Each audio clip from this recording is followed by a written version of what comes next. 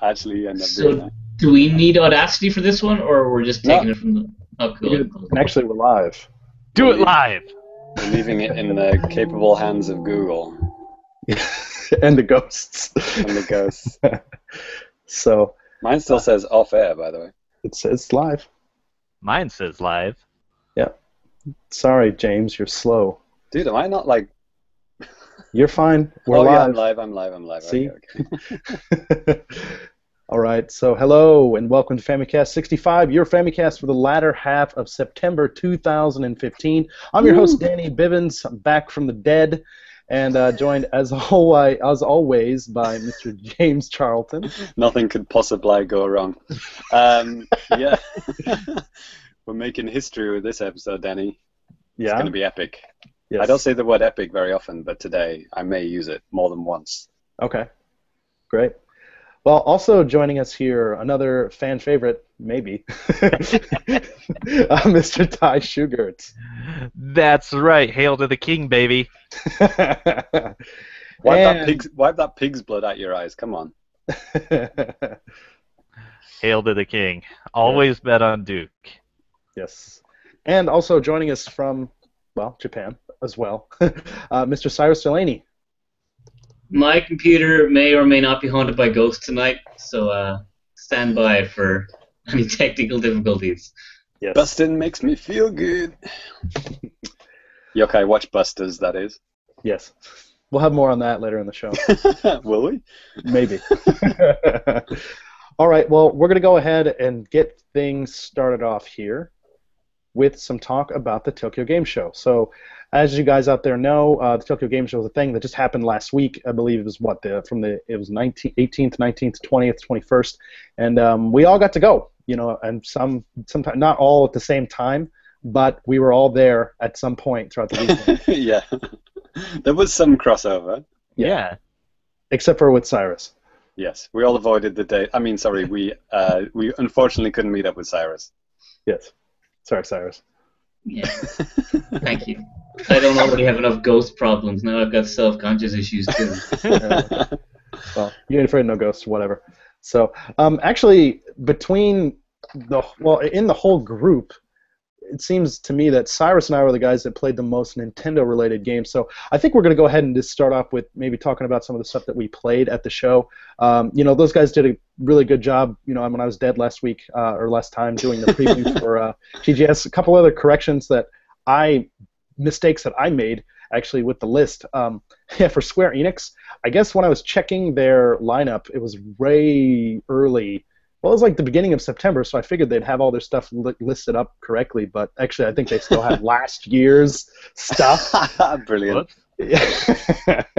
So, Square Enix made a mistake? That's impossible. Well, I mean, I made a mistake because I figured Square Enix would have been on top of their stuff, but guess not until like about a week before the show. But anyways, I prefer to blame Square Enix rather than you. Okay, well, I'm used to getting blamed by you. Yeah, that's right. Yeah, I'll let you off for this one thing. If it was Konami as well, I'd let you off for Konami as well. Okay. I'd blame Konami above you. Sure. So, so I guess Cyrus and I were going to go ahead and kick it off with this kind of Tokyo Game Show new business type of thing. And Cyrus, how about you go ahead and kick things off, man, about some of the games that you played at the show?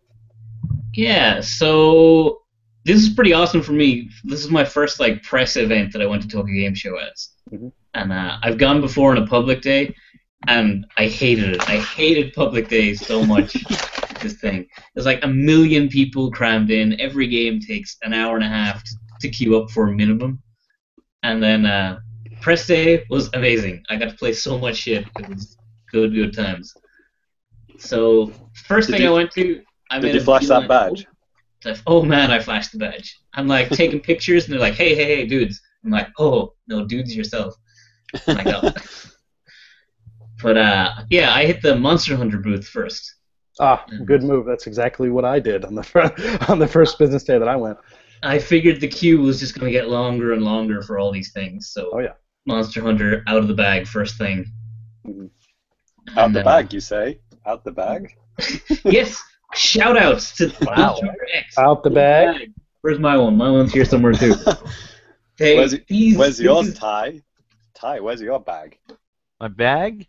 Oh, they at the with all the Guilty Gear stuff, they had a handbag. It looks like Faust's paper bag with the eye hole, but they were sold out. Oh man, The worst. this was free, man. This is the free gift you got just for playing Monster Hunter Cross. Right. Oh, sick. And I've gotten like a bunch of free stuff from these things before. This is the most useful free thing I have ever gotten at a convention. Well, Cyrus, you may not know this, but the Monster Hunter bag is a tradition as old as time itself. I think they've had one since, I don't know, since I can remember anyway. Monster Hunter 3, try, whatever. Yeah. Maybe before then. I don't know. I have like a pull string bag, like just a big plastic bag, and I've been using that to carry my arcade stick around for 3 years now. Quality bag. But this one is like, because usually the string bags are these huge things. This small yoke, this was perfect for carrying around con stuff. Well, Cyrus, I'm going to go ahead and draw a line under the talking about swag. I think we should leave that for the video, special at the end, kind of showing off our swag. I think we should just talk about the games itself. Fine, if that's what people are here for. So, I also got to play, Cross as well, so I might have a couple of things to say, but... about the bag?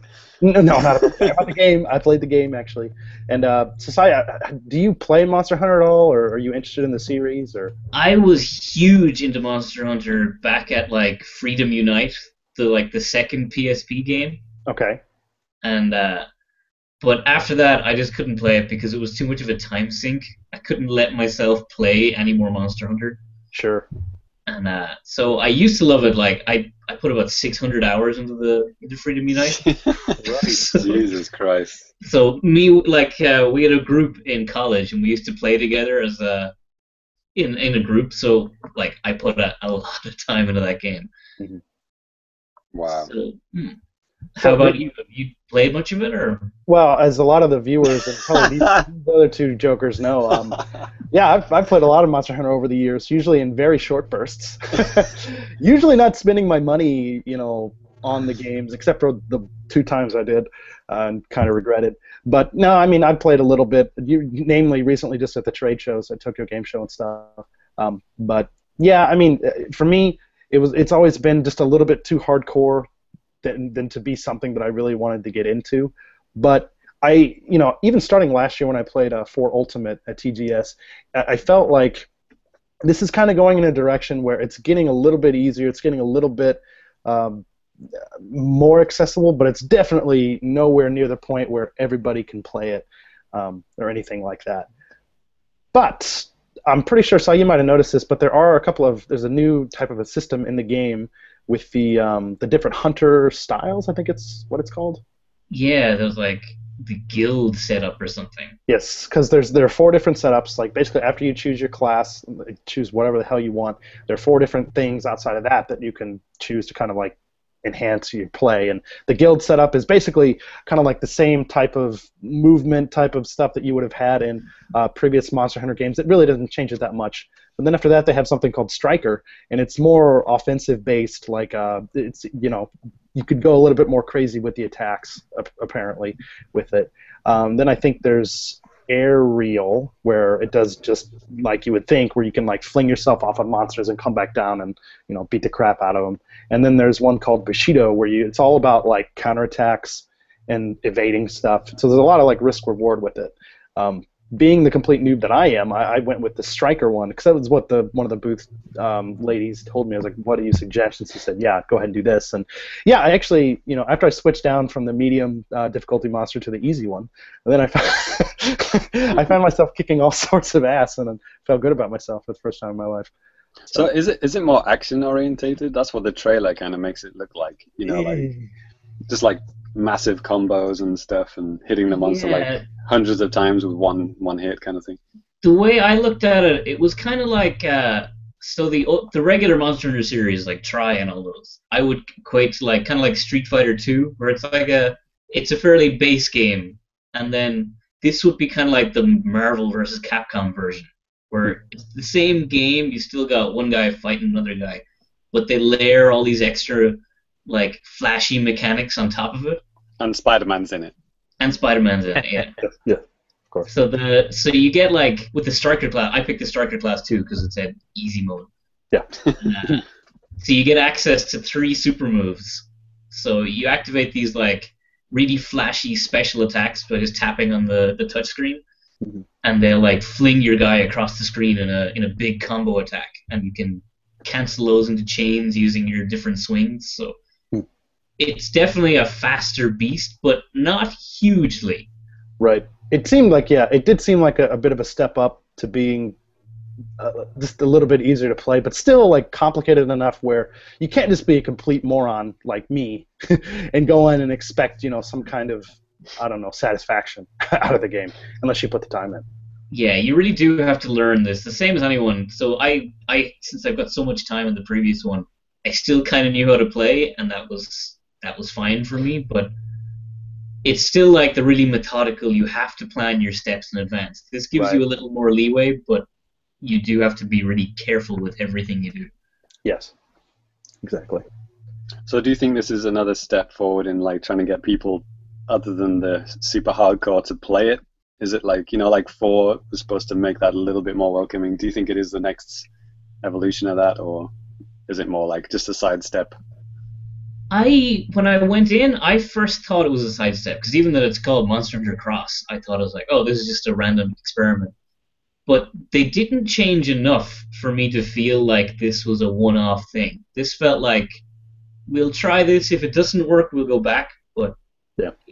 So is it based on the 4 engine? So is it more like, you know, you've had 4G?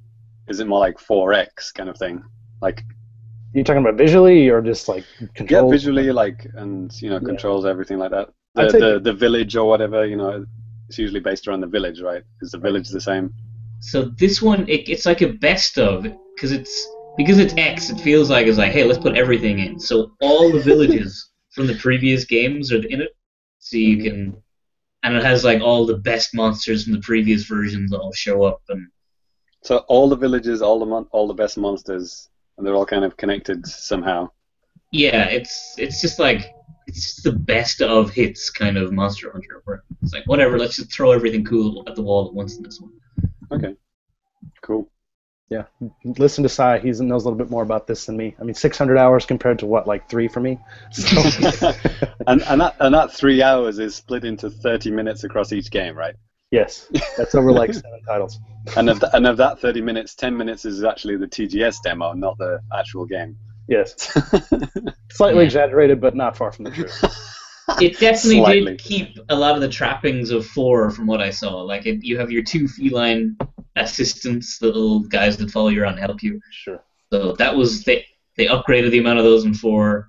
You have the target lock-on camera they added in 4. So it really feels like 4G plus with a bunch of super moves and things.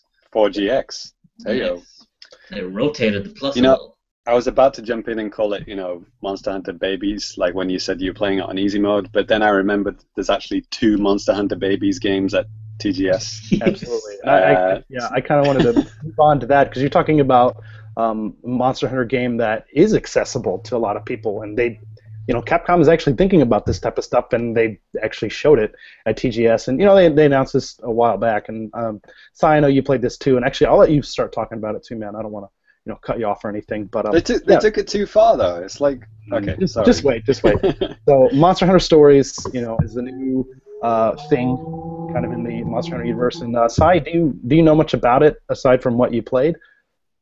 So the only thing I knew about this going into TGS was I saw that first cinematic trailer they showed at E3, I think, and which just showed like the really cutesy art style, that freaky cat. Like, it's supposed to look like Doraemon crossed with Azunyan from. Wow. Okay. So it, like, they're really just like, okay, what cute cats are on the market, and how do we make one? Doraemon. He's sure. Okay.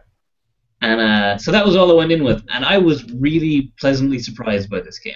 Mm-hmm. So I guess for some background for people that don't know, so as you out there are well aware, the world of Monster Hunter, basically the only part that we really see are characters that are doing that, just that, hunting monsters, you know. But this kind of brings a new wrinkle into the world where it's basically saying like, hey, there is actually another group of people. They're called like monster riders, more or less, and it's all about kind of finding like some kind of a monster in the wild. Usually, it's from the trailers and everything that I've seen. Usually, when they're in like egg form. And then you find them and you kind of raise them up. It's basically kind of like Pokemon mixed with Monster Hunter, but it's an RPG, like a turn-based RPG. So, and yeah, like, you know, I was saying, very, very colorful, you know, art, like cel-shaded graphics, a lot more colorful than anything you'd find in like a regular Monster Hunter. So, but I guess moving on to the demo, Sai, what were your thoughts on that, man? So, first up, I think it's one of the cutest looking games I have ever played. Like, the visual style they went with is perfect. It's so good that like I love a good cute game, and this is perfect cuteness. Sure. For playing it, it was like a really light RPG. Like they really not dumbed down the mechanics, but simplified them. So it's definitely aimed at younger kids. Mm-hmm. And yeah, I could actually see myself buying this game. I really enjoyed it. Is there any resemblance to Monster Hunter whatsoever in anything? Apart from that? Apart from the world, the mechanics are totally... Okay. Yeah, I mean, turn-based RPG, you know, extremely complicated action game. I mean, that's what we're looking at here. all the trappings are the same. Like you have to craft armor by picking up materials. The armor are all based on the monsters. But again, they simplified it that in the core games you have to make every piece, like helmets, body armor, legs, and in stories it's just you craft one whole set of armor, and it gives you different perks. Did I see amiibo support for this game? Like you can have Mario hats or something like that?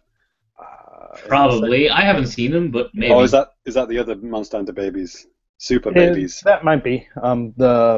It's not even probably going to leave, but it's like essentially called like Monster Hunter Diaries, Poka Poka Airu Village DX.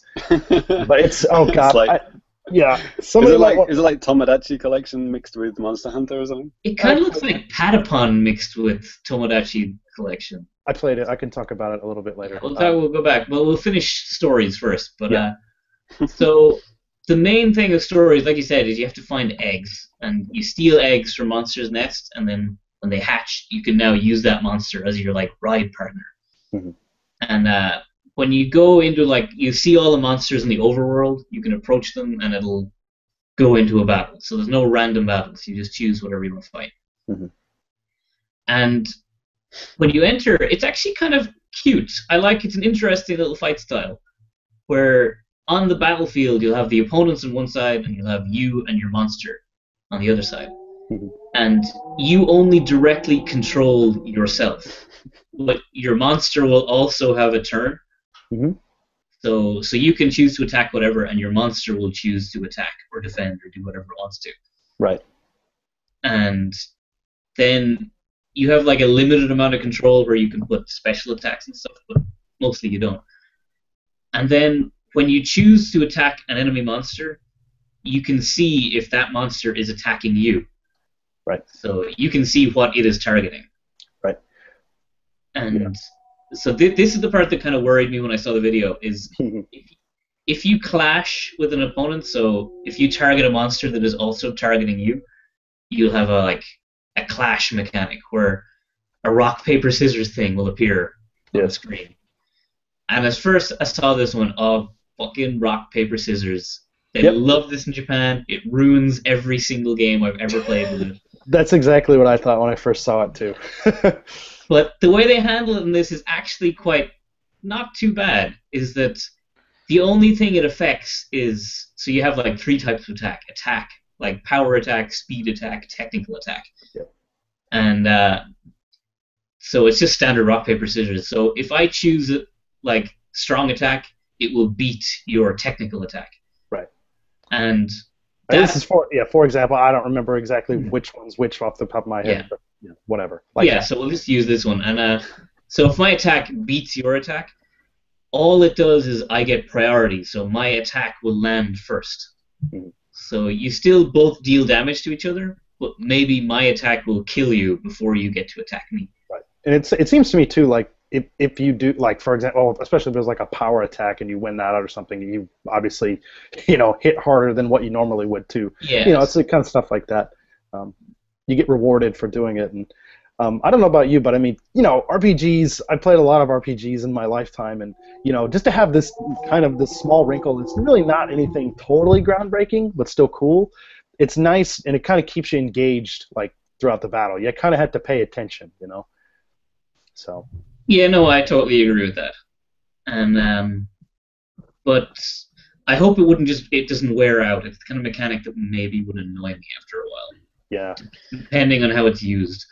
I guess what's the deal with Japanese people and rock, paper, scissors? Literally, I don't know. Even joking aside, I don't know. Why do they like it so much? It's like a way of life over here. It works for everything. Pokemon used to be that.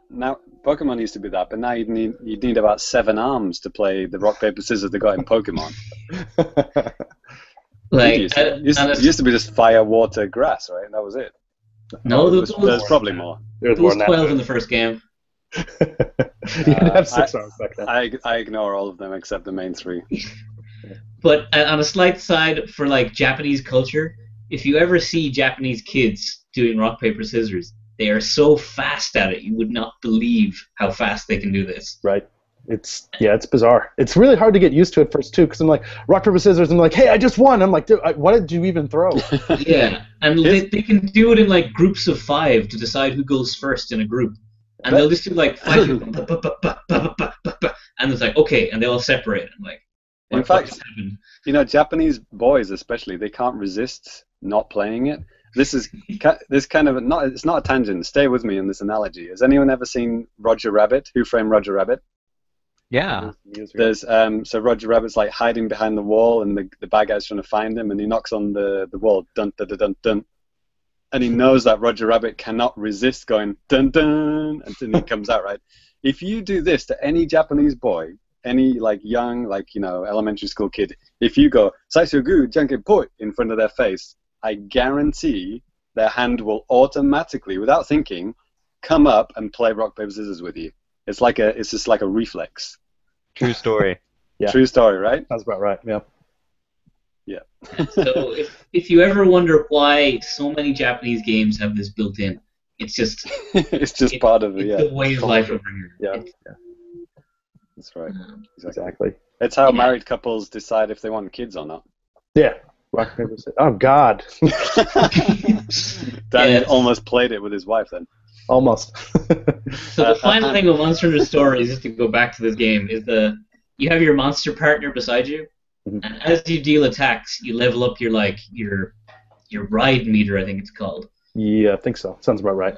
Yeah, and this is their marketing thing, where your character has like this cool little toy watch on their thing, so you'll be able to buy this in stores come Christmas.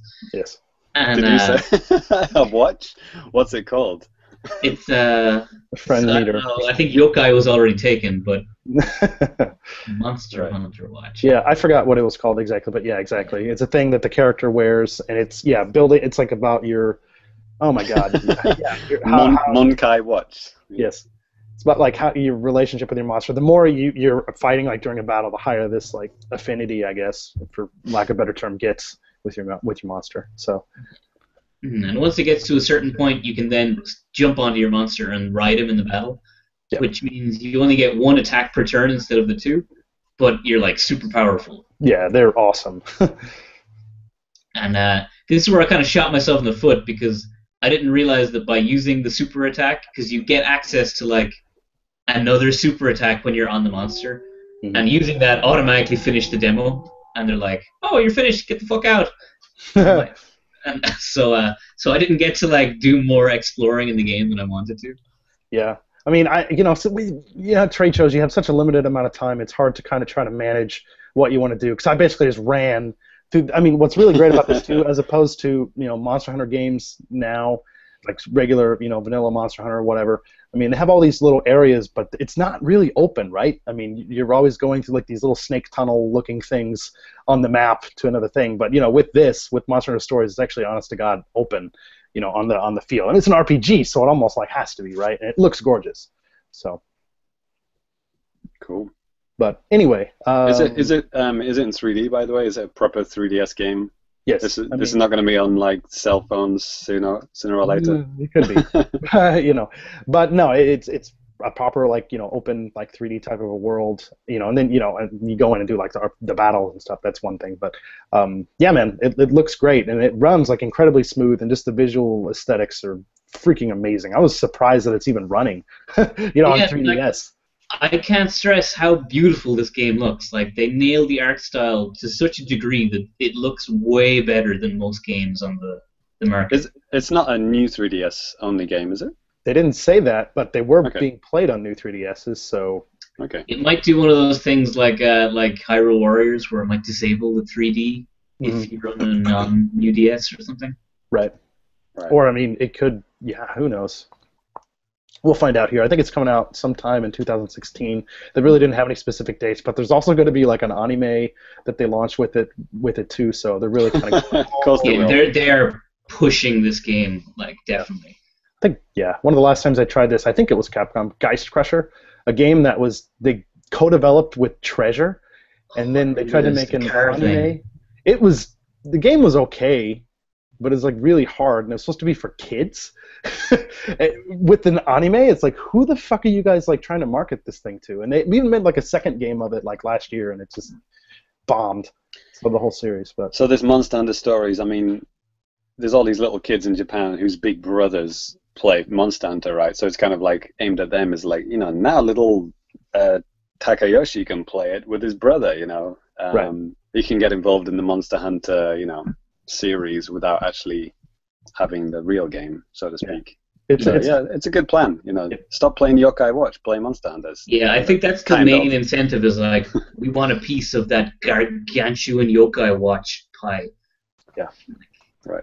They're in an interesting position to do it too. So, but anyways, we should move on a little bit here too. Sai, so wasn't there one other thing or two other things it looks like that you played, and actually one of them I played too. But yeah. Don't talk about Disney Infinity. But this is the crowd, the Famicast audience. They want to know. I heard that it was really popular in my Disney Infinity talk last time. Quote, the Disney Infinity chat on the last episode was embarrassing, end quote. Embarrassing that none of you were as educated as I was on the subject. Hey, I wasn't even there, kind of, like, mentally, so... Whatever, man. So, the other game I played, so I did play Project X Zone. Cross-Zone? Cross-Zone, yeah, man, that's stupid. But, so I played Project Cross-Zone 2, and I played Project Cross-Zone 1 because I was lured in by, the insane array of characters. Sure. Hey, I want to play this. And I even got this fancy little Project Cross-Zone paper file thing. Those assholes didn't give them to me when I played the demo. Oh man, they only give it to cool people. They said, "Hey, you like Disney Infinity? Here's that thing." Who publishes Disney Infinity? In Japan, it's Bandai Namco, or whichever that's called. Bandai Namco. Yeah, they just so much they might as well be Bandai Namco. So the same publisher, right? In America, it's a different company. I think it's Disney themselves, Disney Interactive. No. I mean this Cross-Zone. Cross-Zone. God knows. Who knows anything about this game? Bandai Namco's actually doing the publishing, but... Okay, yeah, it says that too. Yeah, I forgot who's actually developing the game, but I mean, they have rights from like all the different developers and. Yeah. So I played the first one for a good bit. I think I did 30 hours in the first game. Wow, impressive. Yeah, and I think the full game is about like 40 hours, and I hated it. I think it's an awful game. And, so like the fact that I got 30 hours into it and then I just gave up shows how bad it was, that I wasn't willing to stick it out for like the finale of the game. Well, no, it doesn't show how bad it is because you played it for 30 fucking hours. Because I kept like, maybe they'll do something good. Maybe the next level is the one where they cop on the fuck and make a good game out of this. But it's like the game it's really fun for like the first maybe like 5 hours of the game. You're like, oh yeah, this is cool. They're adding more and more new characters. The battle system is kind of kooky, and then it just plateaus and goes nowhere. Where the combat is repetitive, it never changes.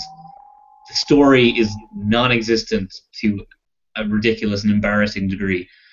And and so I was like, okay, done. So I tried Project X Zone 2, Cross Zone, and I heard a lot of people say that they fixed up the combat, they made it more interesting and more vibrant. And I played it, and I didn't see any difference. It was the exact same game. Well done, guys. Yeah. I was going to say, Cyrus, because I bought the original Project Cross Zone when it came out on launch. Was actually the same day that Bravely Default launched back in 2012. You made a goddamn terrible choice with that decision. Well, I got them both, and I played it for like about 5 or 6 hours. Like, this is okay, and then I just kind of stopped. I didn't hate it or anything, but I kind of got the same feeling when I played the demo for this. I was thinking, okay, obviously there are some new characters here that I don't remember seeing, which that's cool, for grabbing nostalgia and all that type of stuff. But yeah, I mean, mechanically, it felt like the first one. I didn't see really anything that was too incredibly different. I mean, then again, I didn't play it for 30 hours, but you did. So I don't know. Maybe, Sai, we needed to have played it for like 100 hours before we can really get it. Like, I try not to be biased playing games, but I fucking hate this piece of shit, and I'm never playing that game again. I was gonna say, like I said, I didn't hate it. I just think it's if you like the first one, you're probably sure as hell gonna love this one. So yeah, was the Sega chairman in this demo? The Sega dude? No, he was not. No, he wasn't. And it was really short. You only got like 10 minutes to play it. Yeah. And this game, like, the battles take a long time because. Yes. I was going to say one fighting animation, right?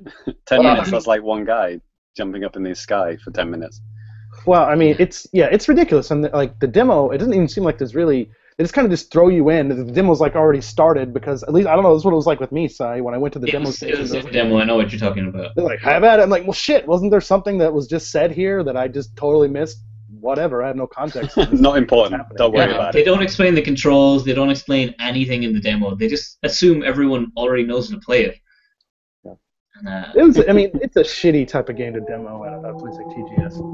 I mean, yeah. So. Good. But anyway. That was worthwhile queuing up for.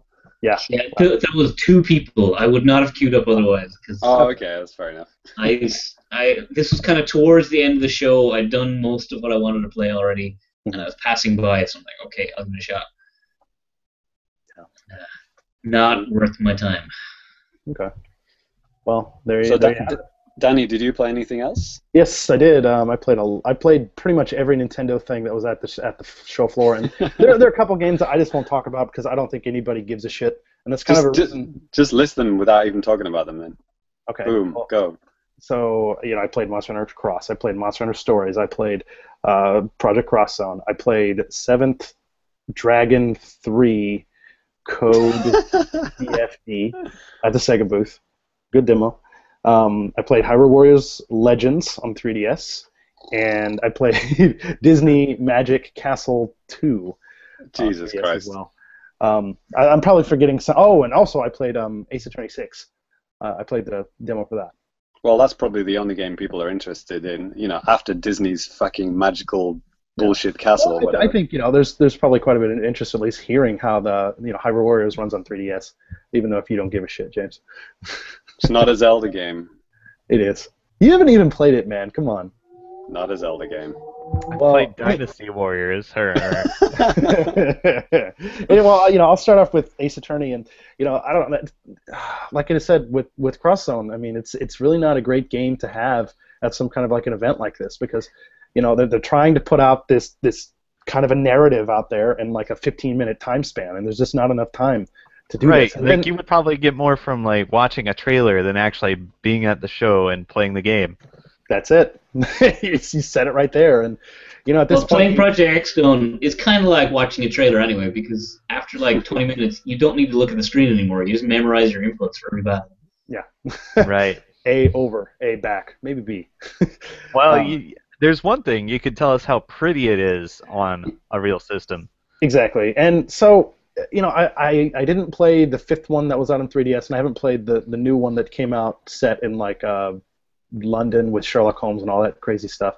But right. Oh, okay. We're talking about Ace Attorney. I thought we were still on Hyrule Warriors. No. I haven't even started, man. Come on. Good. So, Yeah, I mean, I'm pretty sure it's using that same engine, the same engine that they've used for that. And they said that there's been like problems like slowdown and stuff like that in 5 and whatnot, but I kind of noticed it a little bit in this, particularly when the 3D was on. Whenever some of the characters would come on the screen and like start animating, you could kind of see the game chug a little bit.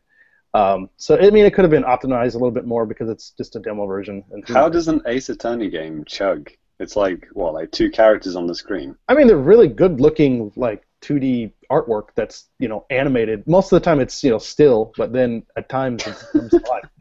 Maybe that's not a very good description, but that's exactly what it is. Brilliant. Polygons. Yeah. Shout outs to the Phoenix Wright animation team, because the animations they do are so good. Yeah. Like they've got a ton of emotion in everything they do. It's really, really nice. Right. Even if there are only 8 animations. Yeah. So, I think it looked fine, and, I really like the aesthetic of the game, too, because they're not just in, like, L.A. or wherever the hell he's supposed to be from, depending on what region. Depending on what region you buy the game in or whatever. San Fran, Tokyo. Yeah. But in this one, he's in, like, some kind of a completely different country, and, like, I think the Japanese name was Kurain. So it could be Klein, it could be Kurain, we don't know. If I remember, isn't that the name of the village that Maya is from? I don't know. It's basically not India. Okay. Not India. Yeah, I don't think it has anything to do with where she's from, because it says it's like a completely different country where there is like basically no justice system. Okay, that sounds fun. Yeah, so it's so it's in the U.S. then. Yeah. Yes. So you go to like this. You go to basically what's essentially like a cathedral, and there's like looks like a high priest and a high priestess that are consulting an oracle to see if people are guilty of murders.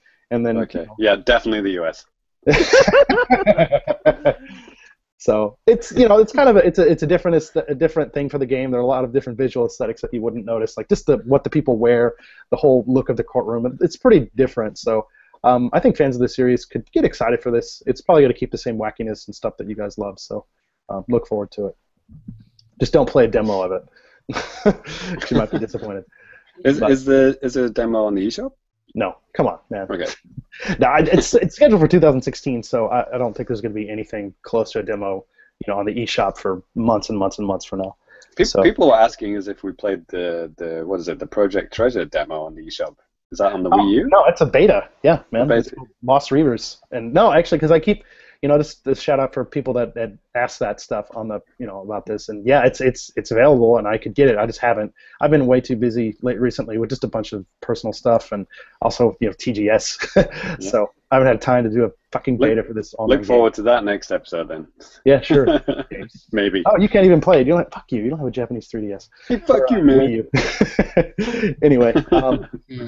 But also, while speaking of Phoenix Wright, shout outs to Capcom's their stage design team, because Capcom's booths always look amazing at these shows. Oh, yeah. True story. Yeah, the Monster Hunter ones are like show this year. Yeah, the Capcom one was nice, but the Monster Hunter cross section, it's like the inside of a guild hall and things. You've got all these tables and chairs decorated in game. Actually, this is the point where I can take over. If you want to talk about booth tours, sure. I'm your man. All right, let's have it. So yeah, I didn't play many games at all, really. I was only at TGS for a very short time on Friday and Saturday, like one business day, one public day. Mm-hmm. And so yeah, I was just doing videos of the booths and stuff, and so yeah. Obviously, Capcom was a big one to visit. We visit Monster Hunter every year, get a good video tour of it. And like last year, I actually interviewed one of the... actually, it's not politically correct to call it Booth Babe, is it? Companion. Monster Hunter Companion. And so, yeah, I strolled in and I said, I asked, do you have any companions who speak English that I could do a video with? And they said sure, and they brought this lady over, and she was actually the same girl that we interviewed last year. Great. she obviously she was wearing a different costume and everything, and I was like, wait a minute, Didn't I talk? Obviously, she didn't remember me at all. Yeah. Why would she? Oh, even better. So I said, "Oh, so you didn't see that video where we completely trolled you?" But I mean, I didn't mention that bit at the time. Apparently, she goes there every year, so maybe next year. So yeah, we did a little a booster with Danny and me. So if you want to see that, you can check out NWR TV for the non-trolley version. Yes. If you want the trolley version, check out my channel. Oh, I'll tell you what. Just watching James's troll video from last year, because I haven't had chance to watch the troll one from this year. It's up, right? I'm gonna recut it once I get a new computer. Okay. Well, I mean, my God, if you want to see some guy that's just an outright asshole. I mean, James. Okay, despite what you might think, James is actually a very pleasant human being, very nice guy. Aside from persona, like you know, but I'm serious. And then you see him on this video, you're like, come on, asshole, this is awesome. It's great. So just doing my job. That's what my YouTube fans expect. So got to do what a man's got to do, right? Yeah. Well, how many? But obviously, people like Konami. Obviously, people who had no problems with me trolling them, right? So if you want to see me interview one of the booth babes about Hideo Kojima, asking where he is, and why they make so many shitty iPhone games now, be sure to check that out. But yeah, there was some good booths. I think Danny, we were talking about this earlier, but that freaking the Grand Blue Fantasy, that airship. Oh, do you saw the freaking huge airship? It's like that was spectacular. I was like, far too much money was spent on that. It really flew in the air. Actually. There were cosplayers like sitting on the airship, in full costume. I don't even know what game it is. And I actually interviewed one of the booth babes on that as well. I asked her, like, could you explain about the game? She had no idea. So that, which is why I asked her, because I was expecting that answer. Yeah, I know Grand Blue Fantasy. They had such a marketing budget for this show. Like all of the advertisements going the whole way from the train station to the venue. Is it a smartphone game? Grand Blue Fantasy. And I honestly don't know what this game is. Like, I assume it's like from the posters, I would have thought it was a 3DS game, but I have no idea what it is. Ty, you have any idea, man? Huh? Say again? Grand Blue Fantasy. No, that sounds like some RPG or something. Yeah. I'll have no part of it. Yeah. They had Metal Gear Online, and they had the whole kind of gang of Metal Gear cosplayers hanging around. I don't think they were official, but they just all gathered there, and they were kind of invited in. I didn't catch that in particular, but man, the cosplayers this year, they were amazing. Yeah. Am I there was right? there was some good snakes and good quiets there as well. Mm-hmm. There was a female snake, which was still had the mustache. That was quite good as well. All natural. Fantastic. Yeah, some really good cosplayers. I just played basically like anything that didn't have a line, because I was just like kind of running around the show floor, like just like taking videos and pictures. So anything without a line, I would just quickly have a quick go. And the only thing that didn't have a line was, student demos or like. Like I was over in the indie games playing like Hobo Garbage Simulator. Indie games. I played Oculus Rift for the first time, just like a little indie game thing. Oh, good. That kind of made me want to throw up. But it was good times. Sorry? Was that the music Oculus Rift? That was my first one. No, it was just like a kind of, walking simulator. Oh, wow, that sounds awesome. Walk 'em up. Mm-hmm. Yeah. But it was good. It was good being able to use an Oculus for the first time. Because screw waiting for the friggin' Sony. What's the Sony one called? PlayStation VR. VR. Great name. Right, yeah. Oh yeah, that's gonna work with Dead or Alive Extreme Volleyball. Of course it is. Of course it bloody is. Yeah, they had that summer lesson, the pervert simulator, that was there as well. And actually, me and Danny bumped into Dylan Cuthbert. Simulator? Yeah. Pervert Simulator. Oh yeah, that's right. I wonder what These that's VR like. things are opening up whole new genres of games. We got Walking Simulator, we got Pervert Simulator. We're hitting all the bases. It's huge. It's huge. Check the charts. There's about 10 in the top 20 already. No. Me and Danny bumped into Dylan Cuthbert while we were at the passing through the Sony booth. Danny was obviously wanting to meet him, but he was, too much of a big baby to go up and talk to him. So usually, man, like I don't know, I'll go over and maybe say hi to somebody that I recognize, but usually I know that they're busy, so I'll just maybe say hi, like I did to Nagoshi, the Sega guy, a couple years ago, and he's like, "Fuck you, get away from me," with his bright teeth. How dare you talk to me? Basically, this was kind of like this tan skin.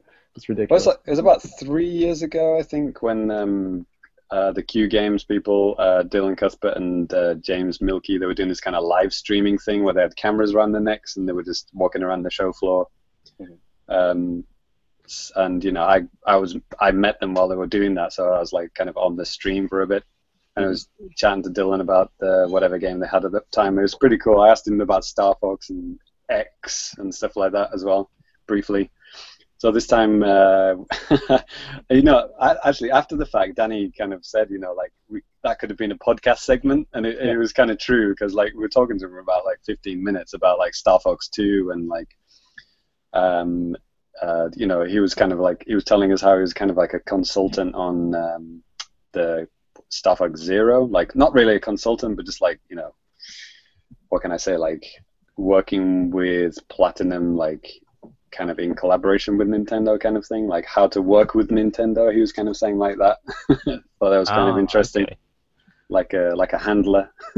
A handler. So, yeah, there's got to be a very interesting title for that position.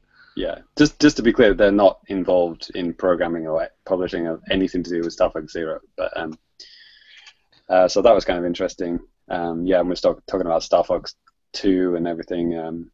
Saying how it was basically, well, we all know this already, it's basically all finished, but just the fact that the English version wasn't finished apparently. Right. I think is there only a Japanese one that exists? I think so. I don't know. I played it on emulator a long time ago. Yeah. Ty's probably completed it. Oh yeah, no, actually, strangely enough, I never played it. Oh really? Okay. I'll have to get to that. It's kind of fun. Well, you can kind of see some of it coming back into Star Fox Zero, so it should be interesting. Cool. I still have a little bit more to say about one game that I think some of people in the audience would maybe have some interest in, and that would be Hyrule Warriors Legends on 3DS. And I won't keep really long on this.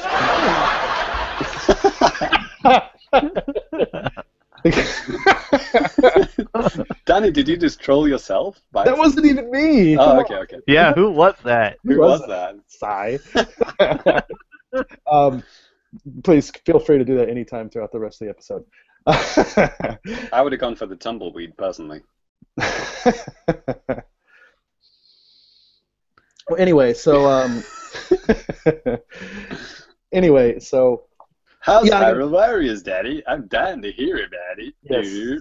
So I got a chance to play this at the show, and So yeah, new 3DS has 3D. The old 3DS doesn't have 3D. So that's the end of that segment. Thanks. Yes. So actually, after playing some really bad Warriors games on 3DS, okay, at least one time last year, when they first announced that Hyrule Warriors was coming to 3DS, I really wasn't too hopeful because of how shitty the Warriors game on 3DS was last year. It was terrible. I think even Don, he ended up reviewing the game, and I think he gave it like a 6 or something. This is like Samurai Warriors Chronicles 3. I mean, there's too many S's just in the title. It's stupid. But like, I don't know. I mean, the frame rate was a mess. The graphics were awful, and they refused to put screenshots and video on their website until like after the game launched in Japan. It was bad. But I kind of thought it might be the same fate for this game. But actually, no, I was really surprised. The game runs really smoothly. It looks,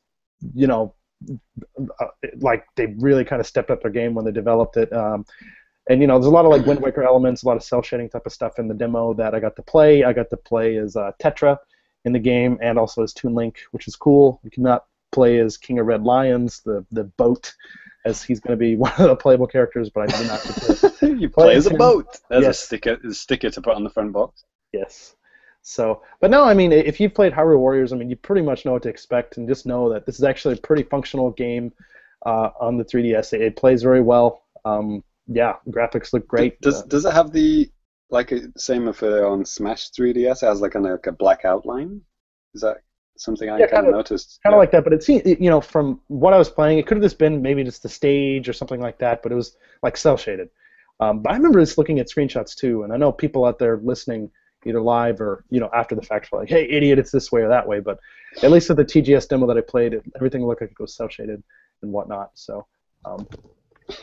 We got to cosplay with the scarf, right? Without actually, yeah, we didn't have to go to Nintendo World Store in New York to do that. Right, and there's also going to be more premium versions and stuff for this game, but there is never ever going to be another version of that scarf that they're going to release as of this time.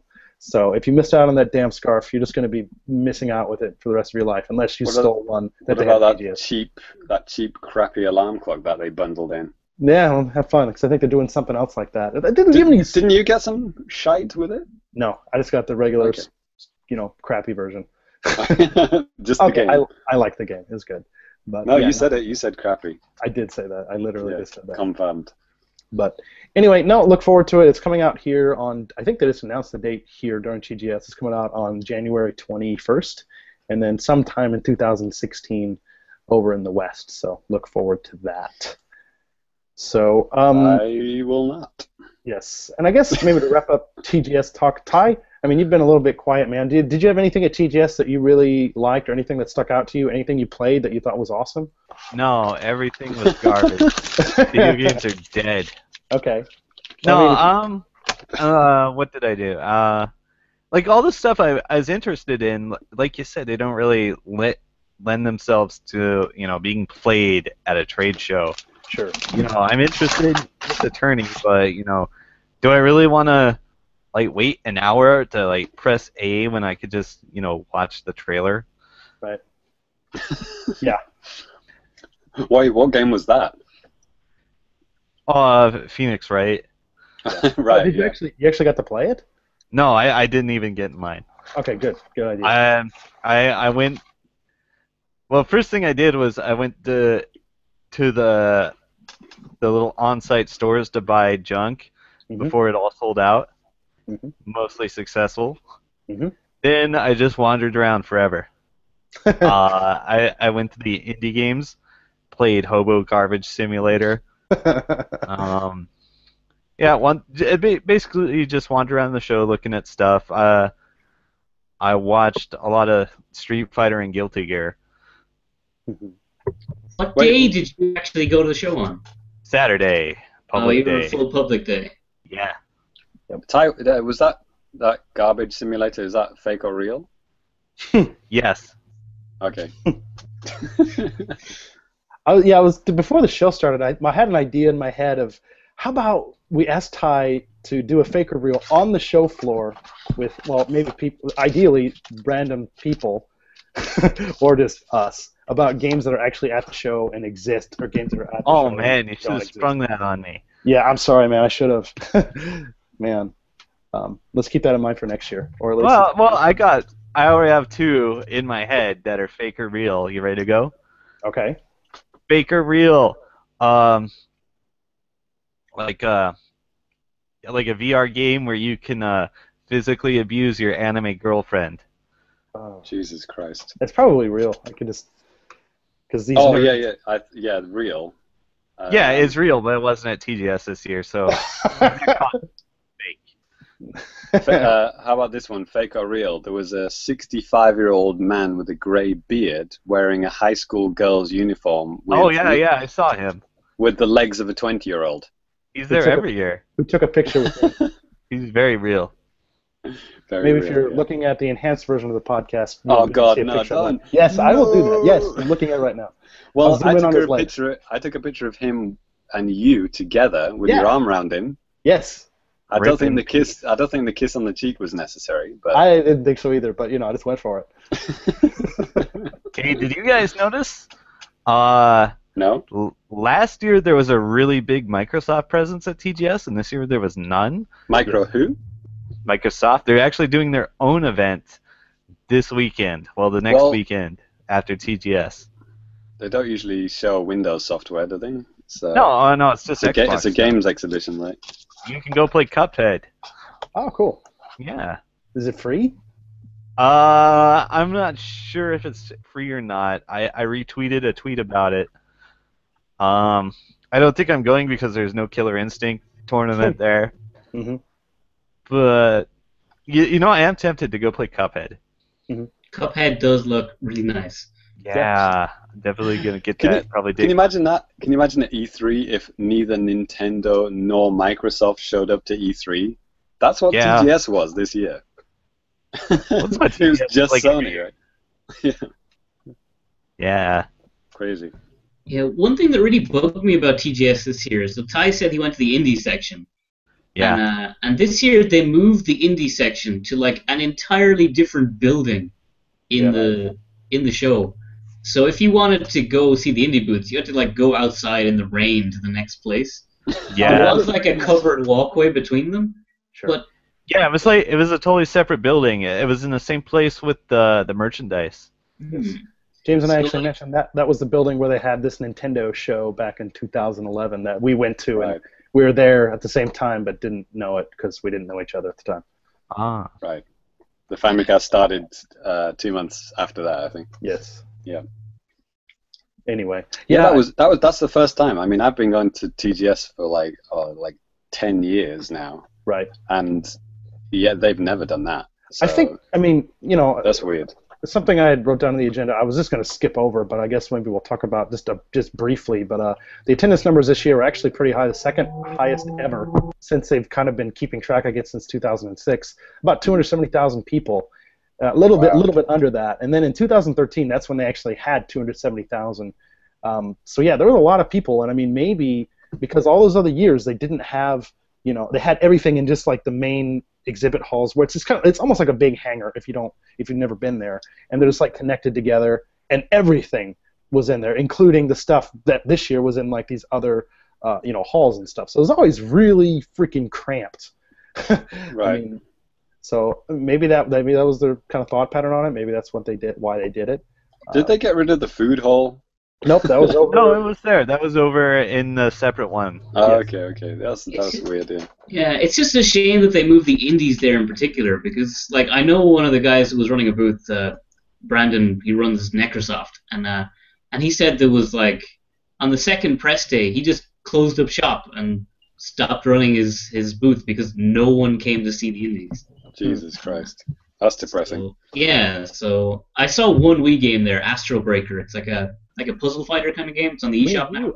Okay, there's a Wii, and I was like, whoa. Yeah, Wii U, sorry. So Astro Breaker was the one Wii U indie game I saw there, and no one was playing anything. I felt really bad for all of the indie crew when I was in there on the first day.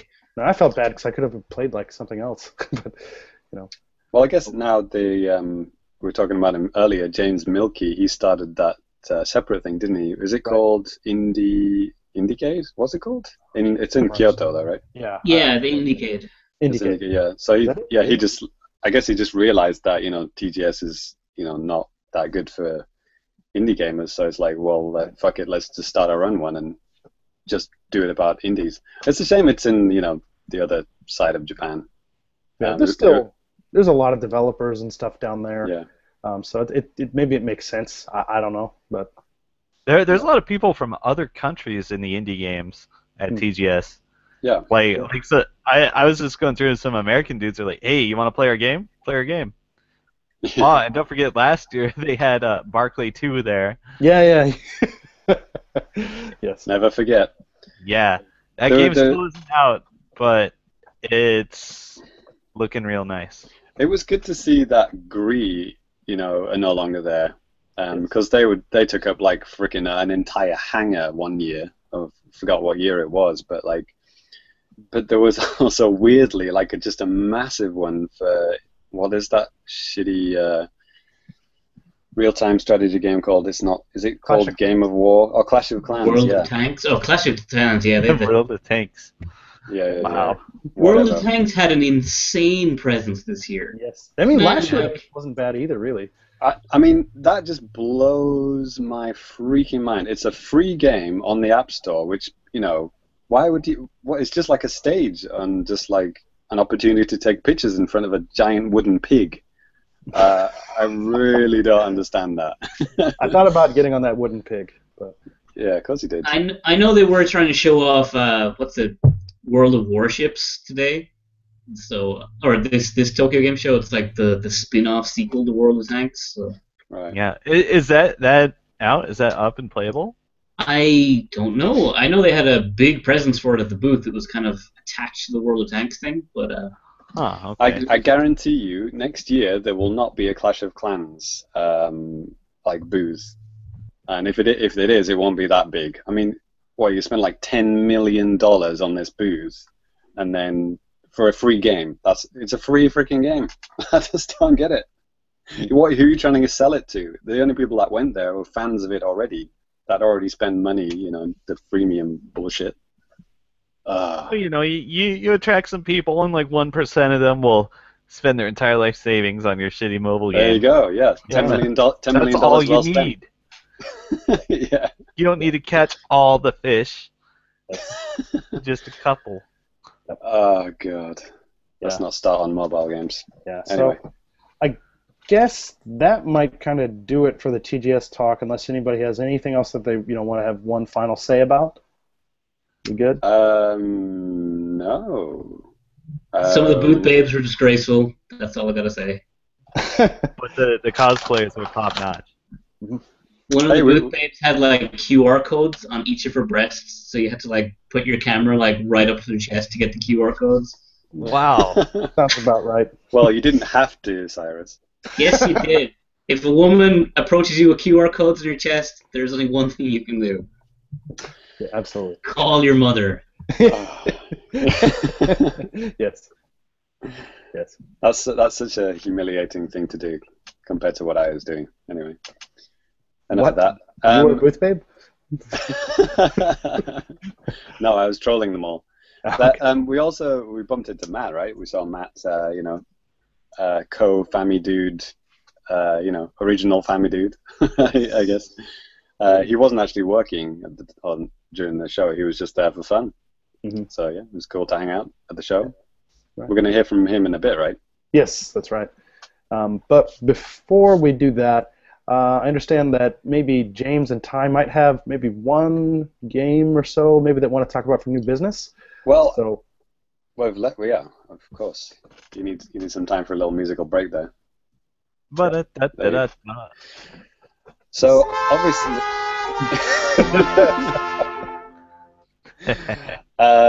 so yeah, the game that everyone's playing in the whole world except for two guys on this podcast. Metal Gear.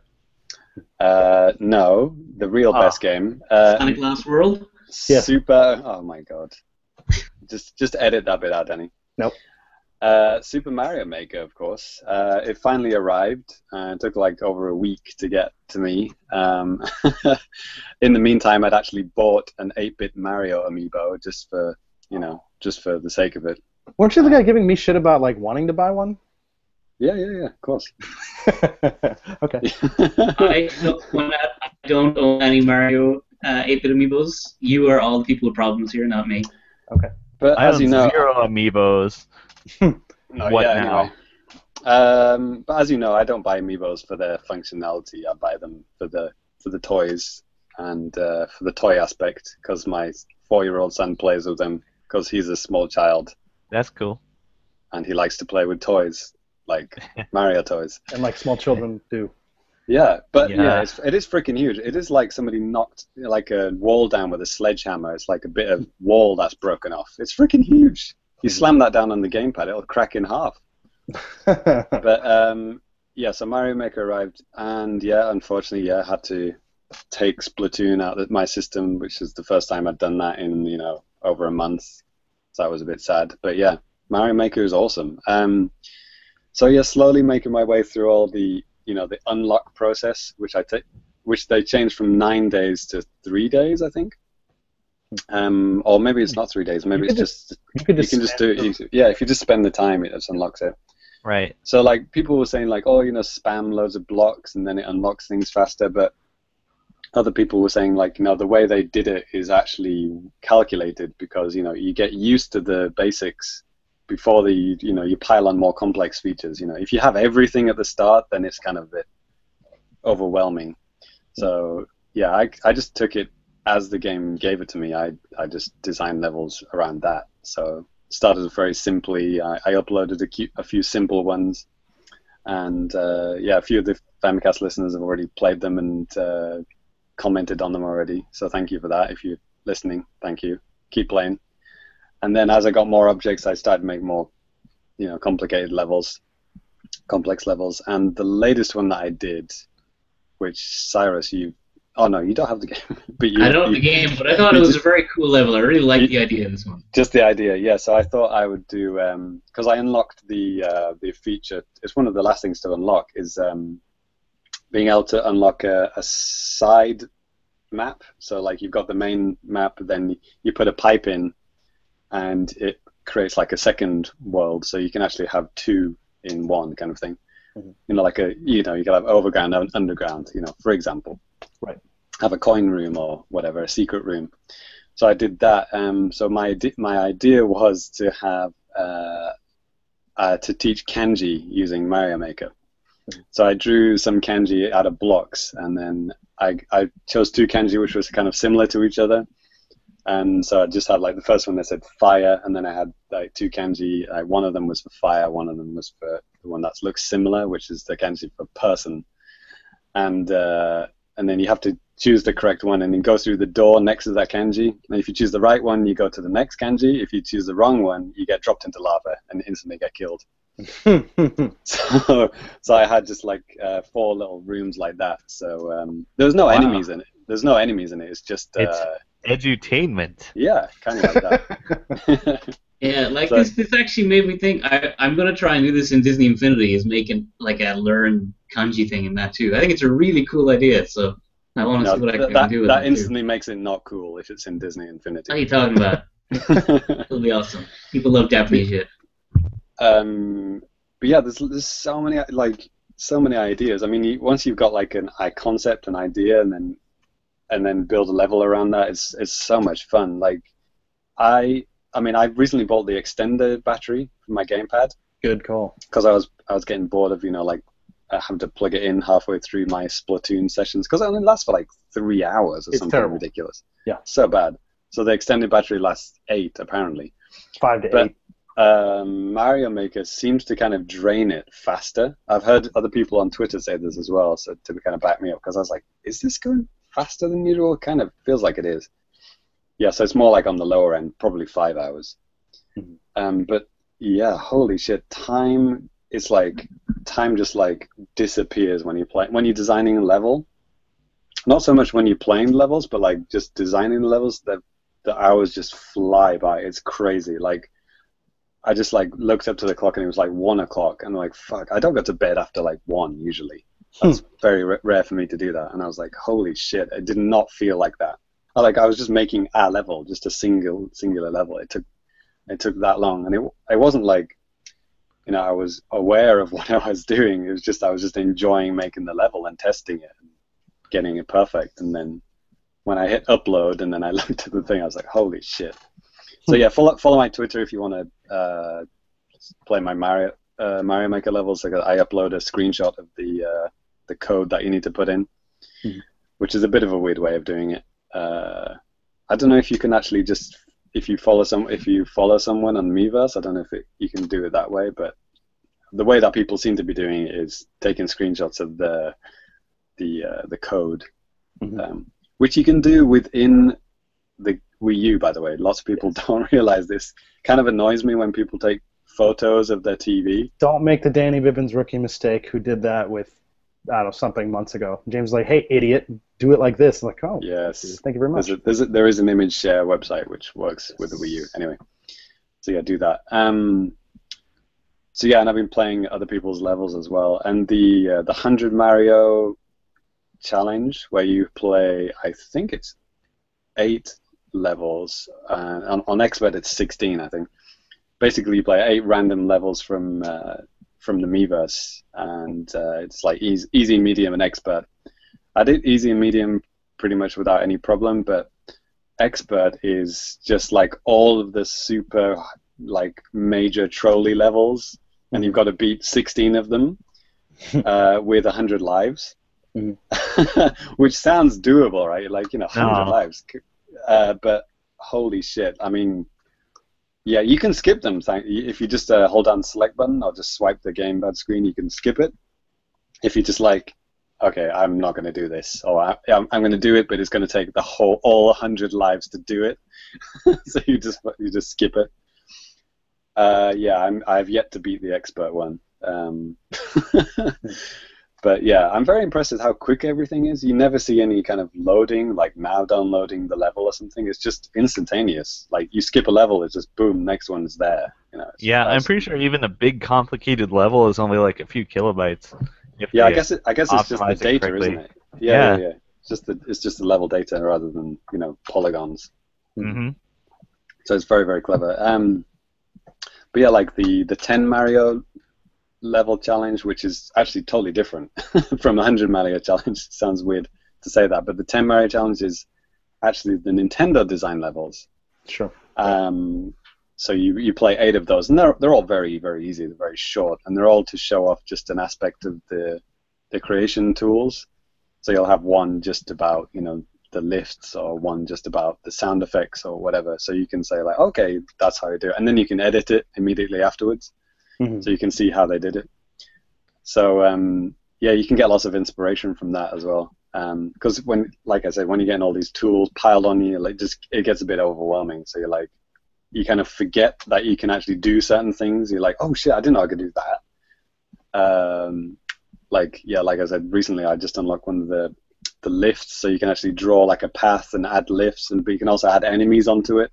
So you can have enemies like going around in certain patterns, whatever you want.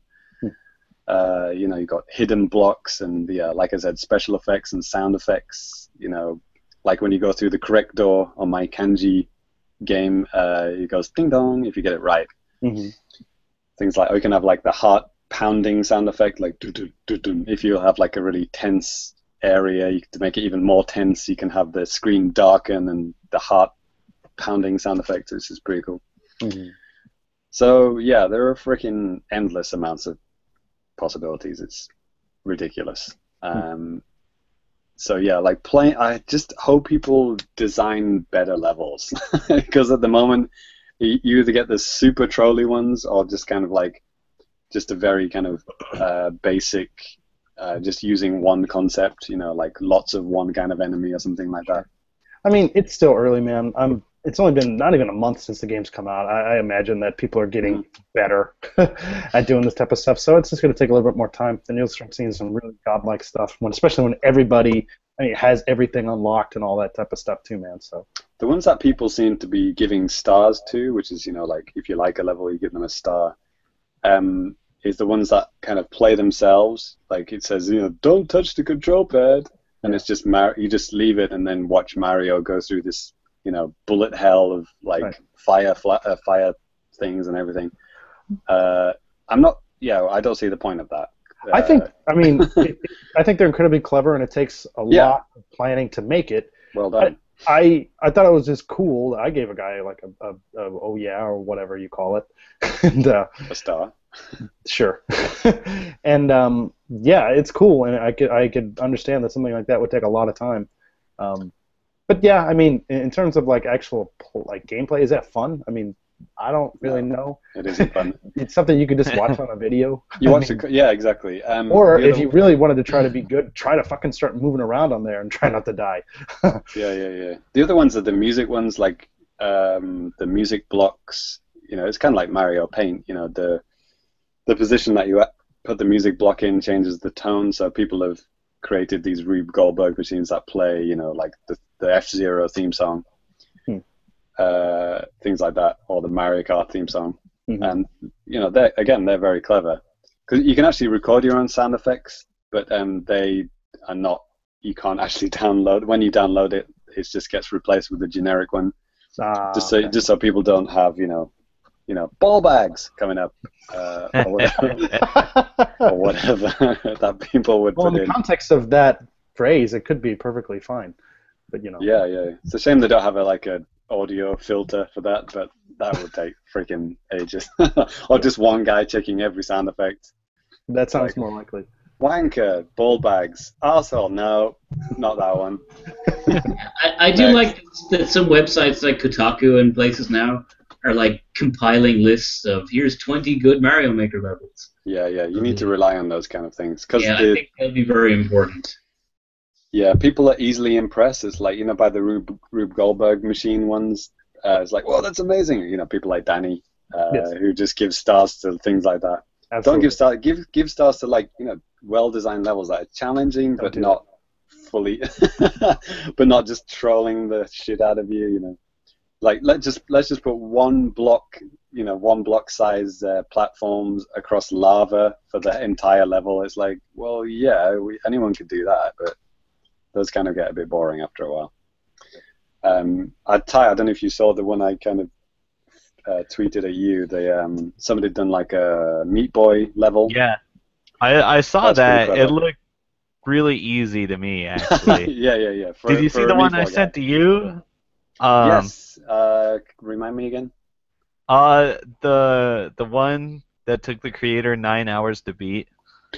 Oh, that was the famous the speedrunner guy or whatever. I don't know if everybody knows, but there's a small but dedicated Super Mario World community that builds these ridiculous levels that you need to know every in-game exploit and one frame margin to beat. Oh, man. So it's one of these guys.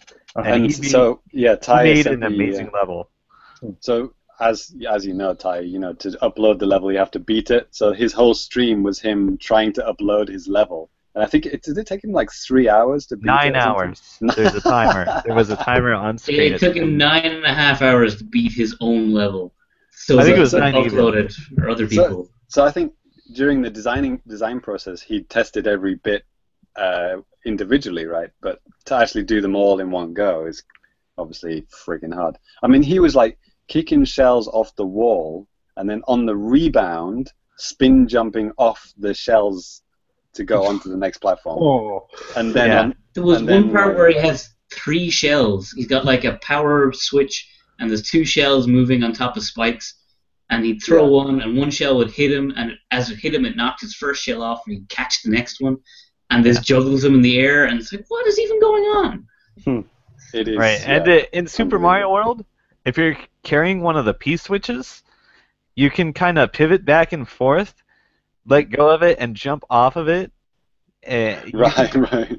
Mid-air, and that's a 1-frame margin that you have to do that properly. And somebody's asking about that in the comments.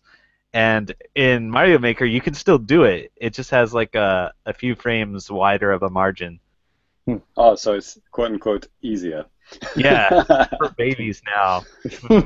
So I'll have to look for that level. I'll look for that level on Mario Maker. See the completion ratio. I'm pretty sure it's on 0% still. Yeah, it's maybe the uploader came back and beat it again. I don't know. I would like to try it. Yeah, it's ridiculous. Yeah, so there's those kinds of levels. I'm aiming for somewhere in between. I'm a challenging, mildly trolling level that's beatable by most people. That's what I'm kind of aiming for. Except if Ty gets the game, then I'll make a level that's almost unbeatable. Just to see if he can do it. There was one other level that caught my eye, made by famous fighting game troll Jeff the Hero.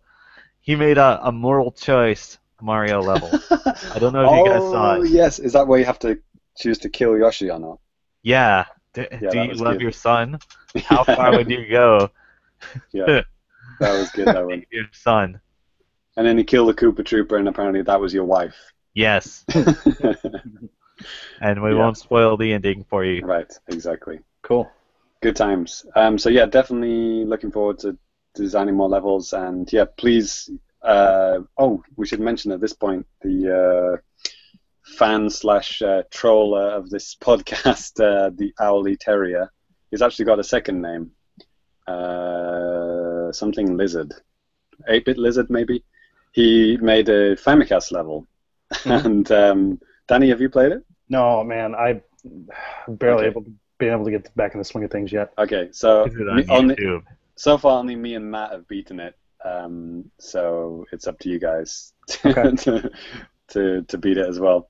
Yeah, it's an incredibly trolly level. It'll take you quite a few tries to get through it, but once you work out what it's trying to achieve, then yeah, it's beatable. Yeah, but yeah, it's got all our names in, and it's got little theme sections based around our names. I don't know. I don't know how he did it, but there's like full name, middle name, and Social Security numbers, whatever. Yeah. Ty's whole personal background is on there. Good. Yay. Sounds good. But yeah, it's good times. Yeah, so things like that. If you want to send us that, yeah, please do. Awesome. Cool. Well, James, that's all you got for new business? Yeah. We'll go ahead and move on to Ty. Yeah. And Ty, so what have you been playing lately, man? Outside of wandering around at TGS and doing indie stuff or whatever. Well, Killer Instinct, nothing new happening there. Metal Gear Solid 5, it's fun. I got to the part where you make levels and then you get online and try other people's levels. Wow, okay. That's such a rip-off of Mario Maker. Right. They developed that feature the entire time since Mario Maker's release like a month ago. Yeah. It's fun. I haven't got too far into it. I'm still doing like all the regular missions and all sorts of stuff. It's a very big, wide open game with a lot of stuff to do. So I'll be at that for a while. But I want to talk about a different game. Okay. I want to talk about Konami Dance Evolution. What? Brilliant. What? Maybe you've seen this game in arcades. I don't know. Okay. Anyway, it came out on 360 for Kinect in 2010. Okay. I don't like the start of this. Okay. I've been sitting on it for a while. I got the Kinect and like the game for like maybe $30 total. Okay. And one of my friends, one of the other teachers in this town, was talking about. It's like, oh yeah, I love that game. And another thing, the same person I mentioned just a while ago, Jeff the Hero, said he lost a lot of weight playing that game. Mm-hmm. Yeah, so I thought I'd give it a try. Plus, I love achievements. I'm in it for the achievements. So I've been going nuts on that game, like nonstop. Like I used to be a big DDR guy, and now I'm just playing. Like I make it a point to play it a bit every day. Mm-hmm. See if I can get in shape a little bit. Yeah, and yeah, right on, man. So I've gotten almost every achievement. Uh-oh. I triple A'd a song on stealth. Mm-hmm. Are you doing it properly, right? You're not like using your hands or something. No, the only way to play this is with a Kinect with your entire goddamn body. Oh, right. So no cheating. Okay. Yeah, it's not like DDR where you can play it with a controller. No, it's like there are all these different motions you have to make. There's a dancer on screen, but it shows the cues for the parts you actually have to do. Mm-hmm. Like on easy, you only have to like hit like key poses, or put your hand here, step here, and then it has these progressive levels of difficulty where you play on master difficulty where you have to do every goddamn thing. And you play on stealth where you have to do it with like no on-screen cues. Oh man, okay. So you really got to have it down, basically. Yeah, like you can follow the dancer, sort of. They'll do things you can't really react to, so you do have to know it pretty well. Mm-hmm. Yeah, and if you look on YouTube, there's like it's an arcade game, and there are some pretty good dancers out there, probably out and about in Japan. Yeah. Is the camera stuff pretty responsive? Do you think it works pretty well? Yeah, it works really well. Mm-hmm. Super well. If there's one thing the Kinect was made for, it's this kind of game. Dancing games with the Kinect are fantastic. Yeah, like I'm really impressed with the accuracy and responsiveness. Like I've only had one problem ever, and it's when like one corner of the room was dark. So like I just put on white socks and it would finally pick up my left foot, and then I would be good. I'd be solid gold. I don't know. Something sounds a bit fishy here. Connect, good, responsive, works well. Yeah, like for my Connect, I have Dance Central and Children of Eden or Child of Eden. 2 games. They are the only 2 games I want because everything else is garbage. But I think Dance Central or this one he's playing, Dance Evolution, are actually worth buying a Connect for if you have a 360. Yeah, and like a so fucking open airport hangar to play it in. That's true. And background dancers. Yeah. No, you can actually record yourself and then have yourself as a background dancer. Oh, great.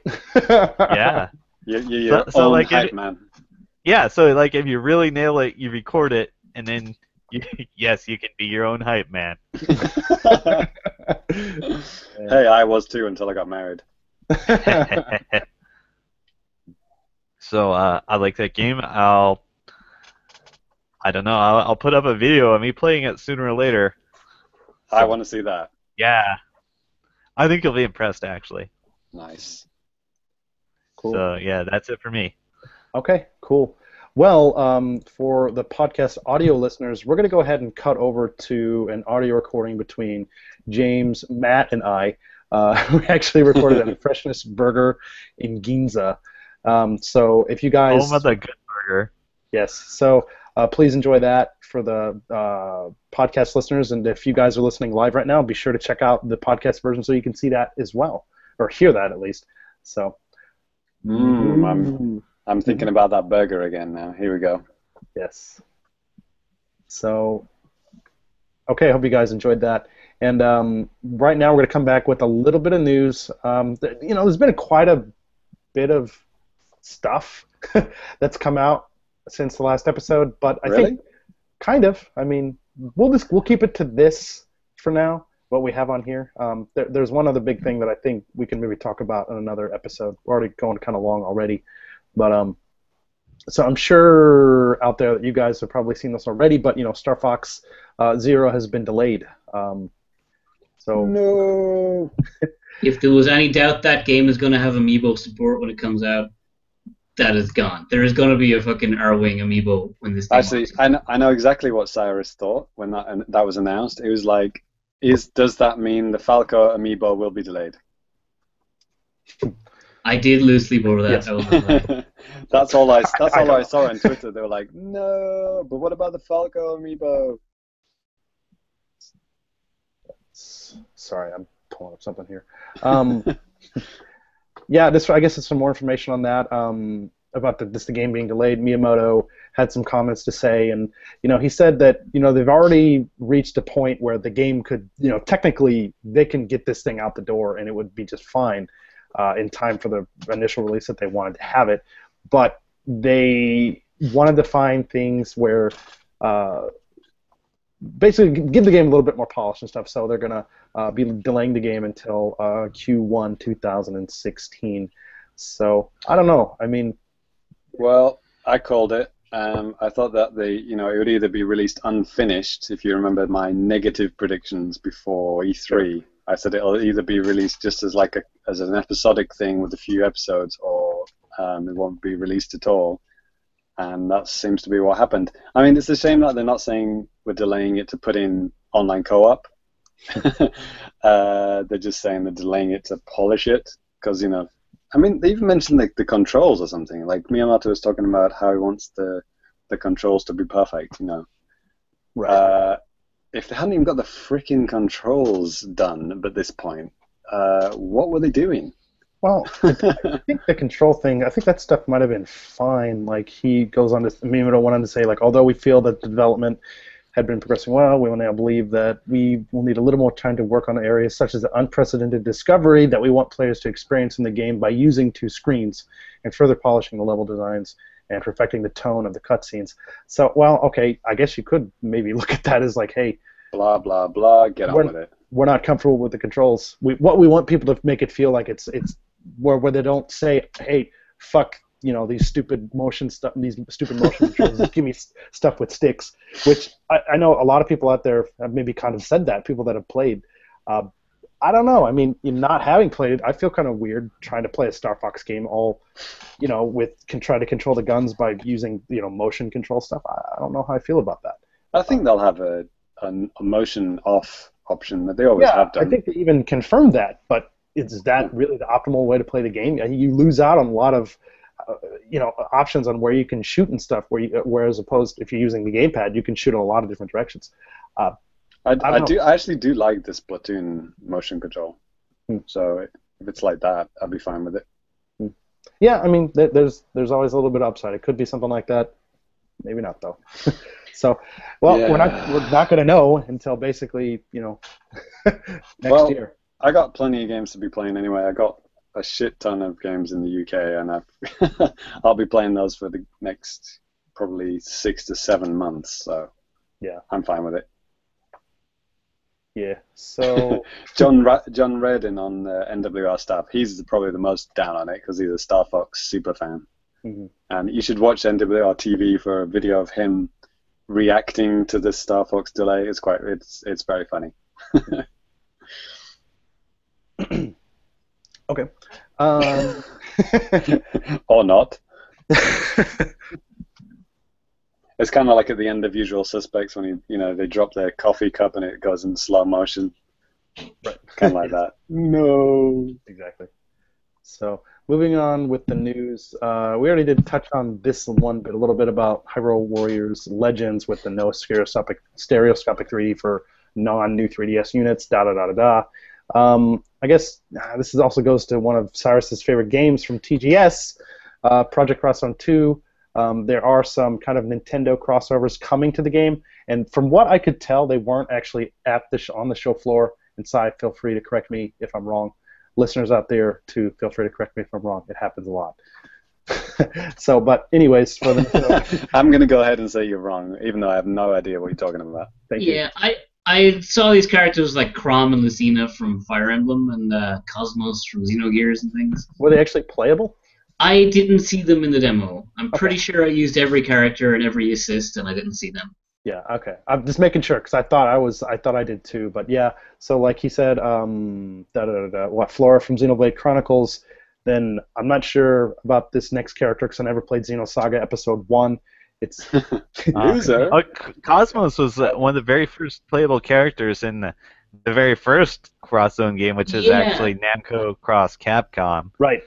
That's what I was just gonna say. That in Crosszone 1, she's already a playable character. So she might be the very first one, actually. Yeah. Okay. Well, maybe the new thing is that they're pairing her up with the Xenoblade Chronicles character. Yeah. That's probably the thing. Right. The other one, like Cy just said, Chrom and Lucina from Fire Emblem Awakenings are going to be in the game. Yeah, actually, I mean, and then again, I know people like Cyrus don't really care when this game comes out, but it's coming out here in Japan November 12th, and then it releases in North America on February 16th, and then Europe on the 19th. That's next year. So, the perfect Valentine's game for North Americans. Perfect. It's funny seeing Fire Emblem characters showing up. Like, first we had Codename Steam, right? They were all in there via amiibos, and then now they're in this one as well. But I guess this is a third-party game, so right. It's now cross Nintendo, which is interesting. Not yet, but kind of. Is Mario in it? Not yet. Well, that reminds me, like, Pac-Man was never in it when it was Namco Cross Capcom, but he did kind of appear in the background as, like, a statue. So maybe we'll see like a Mario poster or statue or hidden thing in the background. So Cyrus, you're telling me in your 30 hours of playing the other one that you didn't see any stuff like this in there, like background characters that didn't make it as playable characters? No, so it's actually the one thing Project Crosszone does really, really well, and I will give my hat to them, is that they treat the characters from every game and universe amazingly. Like, if you're a fan of that series, there are so many little nods and Easter eggs. Like so, for example, with if you play as Ryu and Ken, there's a really set combo that you do as Ryu in Street Fighter 4, where it's like you do a Dragon Punch, you do an X cancel into a Super Fireball, and one of his combos in Project X Zone, he does that by automatic, where he does the exact same combo. So if you're a big Street Fighter fan, you're like, haha, that's cute. He does that in Street Fighter. But so the game is filthy with references, which is cool. Disgusting. Yeah. So if you're a fan of a particular series, you will get a smile at least once when that character shows up because they really go all out on their little references. Cool. Well, you can't say no to Mario and Luigi being in it because they're in freaking Puzzle and Dragons, so it could show up anywhere at this point. I don't know. This is a game where you can play as like the main character from Dynamite Cop 2, but there's no Sonic the Hedgehog. So anything goes in this universe. Good.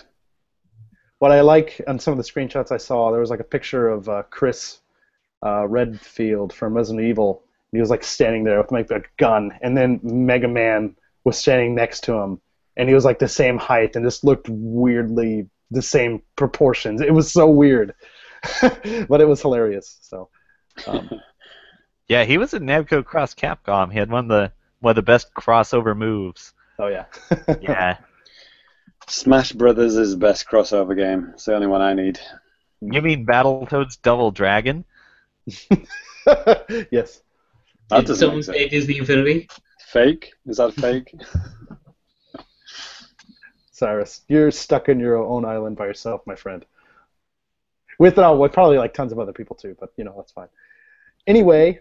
Mega Fighting All-Stars. We all You could be the car down from here. Daytona. Oh, yeah. That was Fighters Megamix. Yeah, Fighters Megamix. That's what it's called. Oh, you got owned, son. Fighting All-Stars was the canceled Capcom fighting game. I'm still salty about it getting canceled. Make a note, everybody. I just corrected Ty on a fighting game. Her. It's okay. Ty will punish himself more than I could ever do. Well, let's punish Ty by making him in the charts again. Oh, yeah. No, How's that for a segue? Yes, so these charts, these are actually from Dengeki. The Media Create stuff wasn't available, but this is from September 14th to the 20th, and this is the most recent stuff that we have available at this time. So come on, Mario Maker. Yeah, you really want to know about Yokai Watch. You have to have it down to the single digits. Yes. So I just put it on your corkboard with all your yarn. Yes. All right. So let's see. Here's the top 10, except for all the games that are not relevant to Nintendo. So it's top 6. Cool. Well, number 7, Yokai Watch Buster's White Dog. Sorry, I was writing that. Is that Tosan from the commercials? Yes. All right. 18,500 and something this week. Almost a million altogether. 928,000.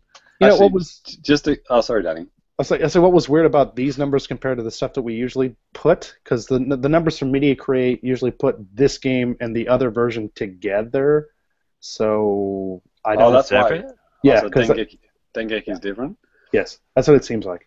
Okay, so it's like VG charts versus the other one. The other one. I think both of them are like actually legit things. Not. Like businesses here in Japan.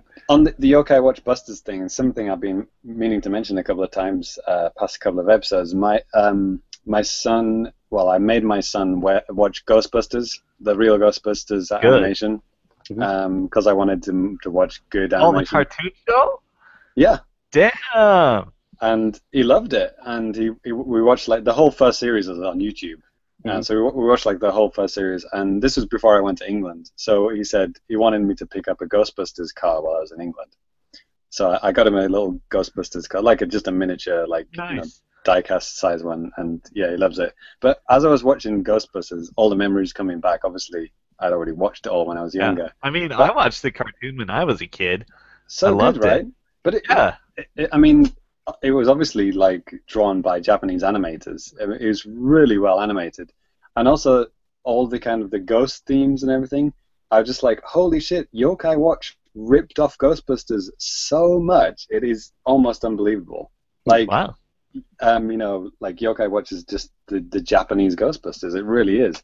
Like, because like Ghostbusters goes through all the themes. Like, they've got all the classic monsters and ghosts. Like the Sandman. Or the Boogeyman, all those kind of, Western yokai that we all know. Wow. And so that's basically like a Japanese kid watching Ghostbusters would be like, who's the Sandman? Who's the Boogeyman? And so when Yokai Watch finally comes to the West, we're going to have the same reaction. Like, who the fuck is this, umbrella with legs? Right? I remember that guy from Mystical Ninja, from Goemon. Oh, they say real monsters, but okay. Yeah. What's the little turtle monster with the lily pad, and why is it sucking my soul out through my butt? Yeah. So this whole Yokai Watch Busters thing is just, it just makes complete sense. It is fucking Ghostbusters. It was all along anyway. Great. And yeah, there you go. That's my 2 cents on. That's a very interesting cultural insight right there. There you go. Just a quick note. You said it went through all the different monsters. One thing that always bugged me about real Ghostbusters is they have the Halloween episode where, like, the spirit of Halloween, he's got a pumpkin for a head, and his name is Sam Hain in the show, and he's got this terrible Irish accent because it's an Irish monster, but it's a mispronunciation of Samhain, which is the Irish word for Halloween. Okay. And it has bugged me forever because everyone in America called it Sam Hain. Supernatural called it Sam Hain. That music band called Sam Hain calls it Sam Hain. Wow. It's Samhain. You're all monsters. You're the real monsters. That's cultural appropriation.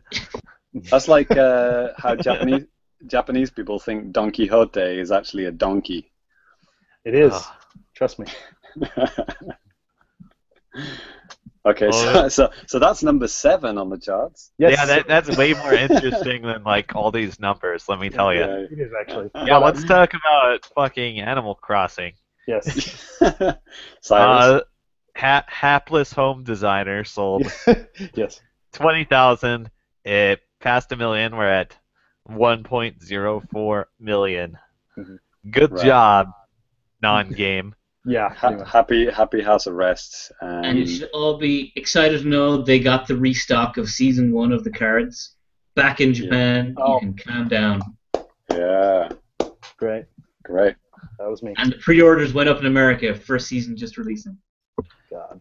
Yeah, check eBay for the full collection. Okay. $10,000. Yeah. All right. Next we have Metal Gear Solid 5, which is on this list of Nintendo games for some reason. I put it there intentionally. Good job. Remember when Metal Gear games came out on Nintendo? Yes. I've got all 2 of them. Yeah. I've got Babel and the Twin Snakes. Well, you don't have the Famicom. 3D. I don't have 3D. Oh yeah, I guess the Famicom ones they would count. Yeah. Oh, you should totally get Metal Gear Solid 3D. It's one of the finest video games ever made. Yeah, I might do that. Seriously? Are you? Yeah. I was just talking with one of my friends actually, who said he never wanted to play Metal Gear because he thought as soon as you got spotted in the game, it was game over. Well, there is a mode like that, right? But yeah, that's like an optional super hard mode. But that's not really how the game plays. And Metal Gear Solid 5 actually lets you get away with being spotted fairly often. Instead of being totally fucked, you basically have to run away and hide for a while. I mean, you could do that in Metal Gear Solid 2 and 3, but it's a lot more difficult. Yeah. But since Metal Gear Solid 5 is like an open world kind of game, you can just run really far away. Or you get a lot of opportunities to break the line of sight. So Ty, this is the Xbox One version, obviously, because it's in Japan. Yeah, it sold 500 million in Japan. Sold one to every Japanese person. Damn right. All right, now on PS4 it sold 20,000. We're up to 373,000 so far in Japan. Okay. I imagine this list excludes digital sales. That's a thing. Again, I'm not exactly sure. I think it might. I think this is only physical copies. Right. I think. Yeah. Japanese people don't use the internet. Yes. Yeah, I don't know. I mean, I have to wonder, but does it include cards you buy at 7-Eleven to download the game? That's something that they can track easier than what they. fuck. Yeah. You know, things are starting to get more and more muddled when it comes to tracking video game sales. right. True that. So it could be, physical, any type of physical stuff. It could be. Who knows? But Steam. Right. Who buys games on Steam? Am I right? You can get Steam cards at Japanese convenience stores now. Crazy. Yeah. I saw that. I know, like a Western company? Yeah. Madness. All right, next we have number 3, Dragon Quest VIII on 3DS. Okay. We saw massive billboards for that in Tokyo, right, Danny? Yeah. Crazy. 27,000 last week. Not quite 800,000 altogether. We got 789,000. Holy shit! 789? Just came out less than a month ago, so. Jesus. Dragon Quest still a big deal. Yes. Maybe not as quite as big as like Yokai Watch, but still, hey, there's still some really dedicated fans out there. Everyone have a day off. Yeah. It's the Saboru game. Yeah, I think most of the time nowadays that's like with Yokai Watch. They usually have those released on Saturdays. But Happy Dragon Quest Day, everybody. Yeah. Anyway. Yeah, a little Japanese note there. The word Saboru means to cut, school, or work, and I believe it actually comes from the French word sabotage. Oh, really? It's a katakana word.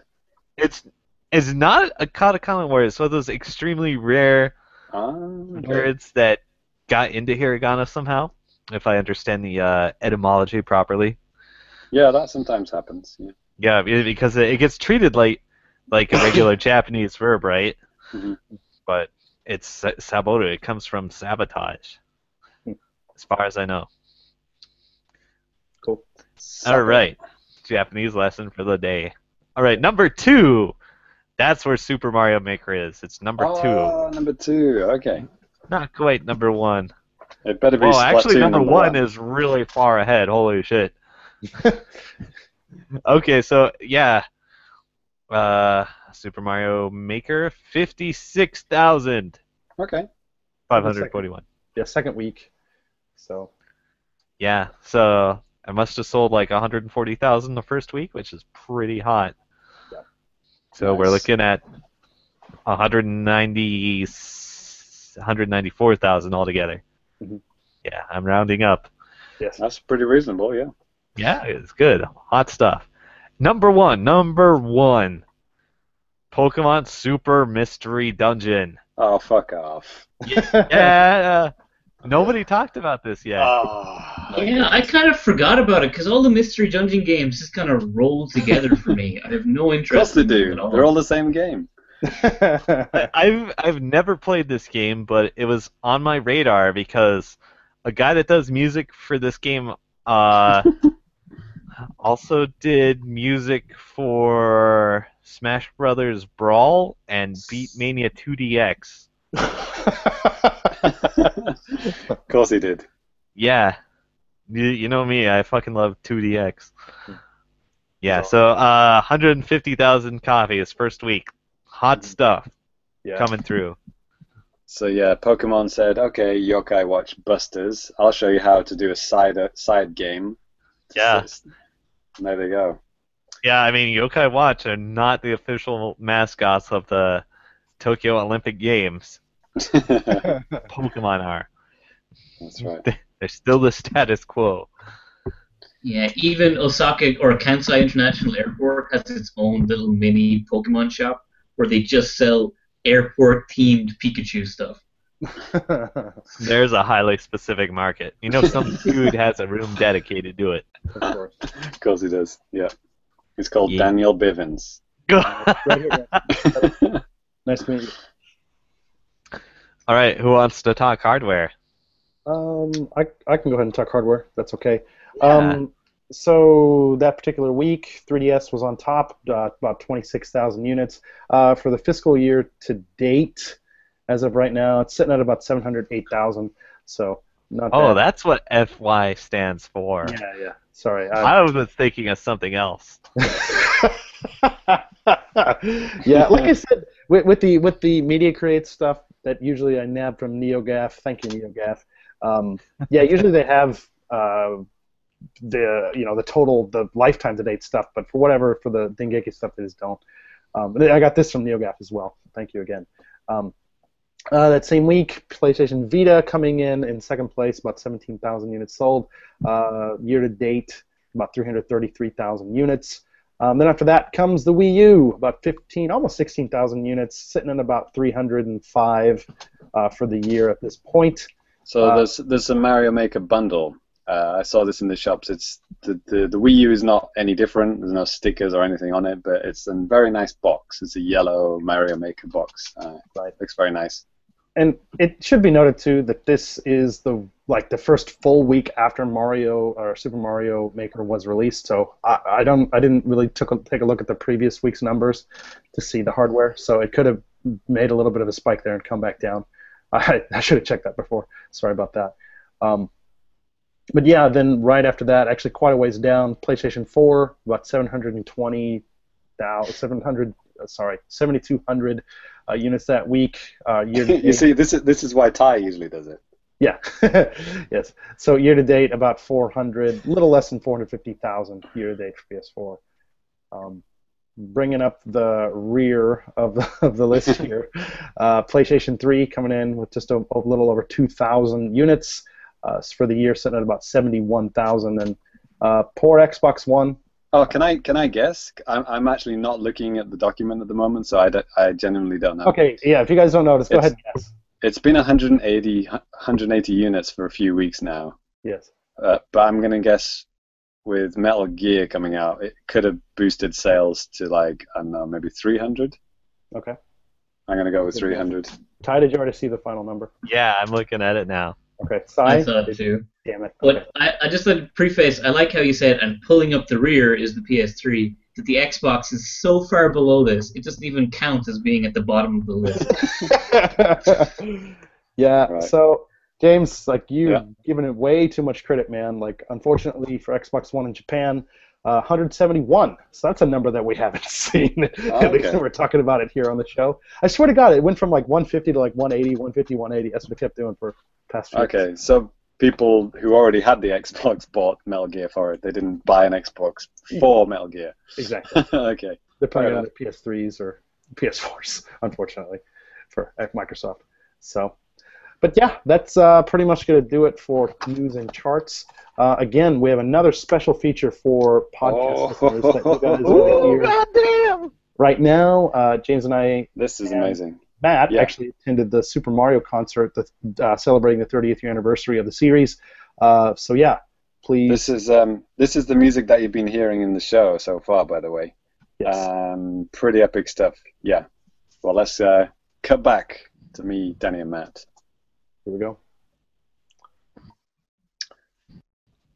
And coming back here, now we have some of the letters and tweets and questions all from you guys. And if you ever want to hit us up, there are several ways you can do that. If you want to hit us up via email, you can email us at famicast@nintendoworldreport.com, or you can hit us up on Twitter @thefamicast, and you can have your letter or complaint read out on the air like these guys.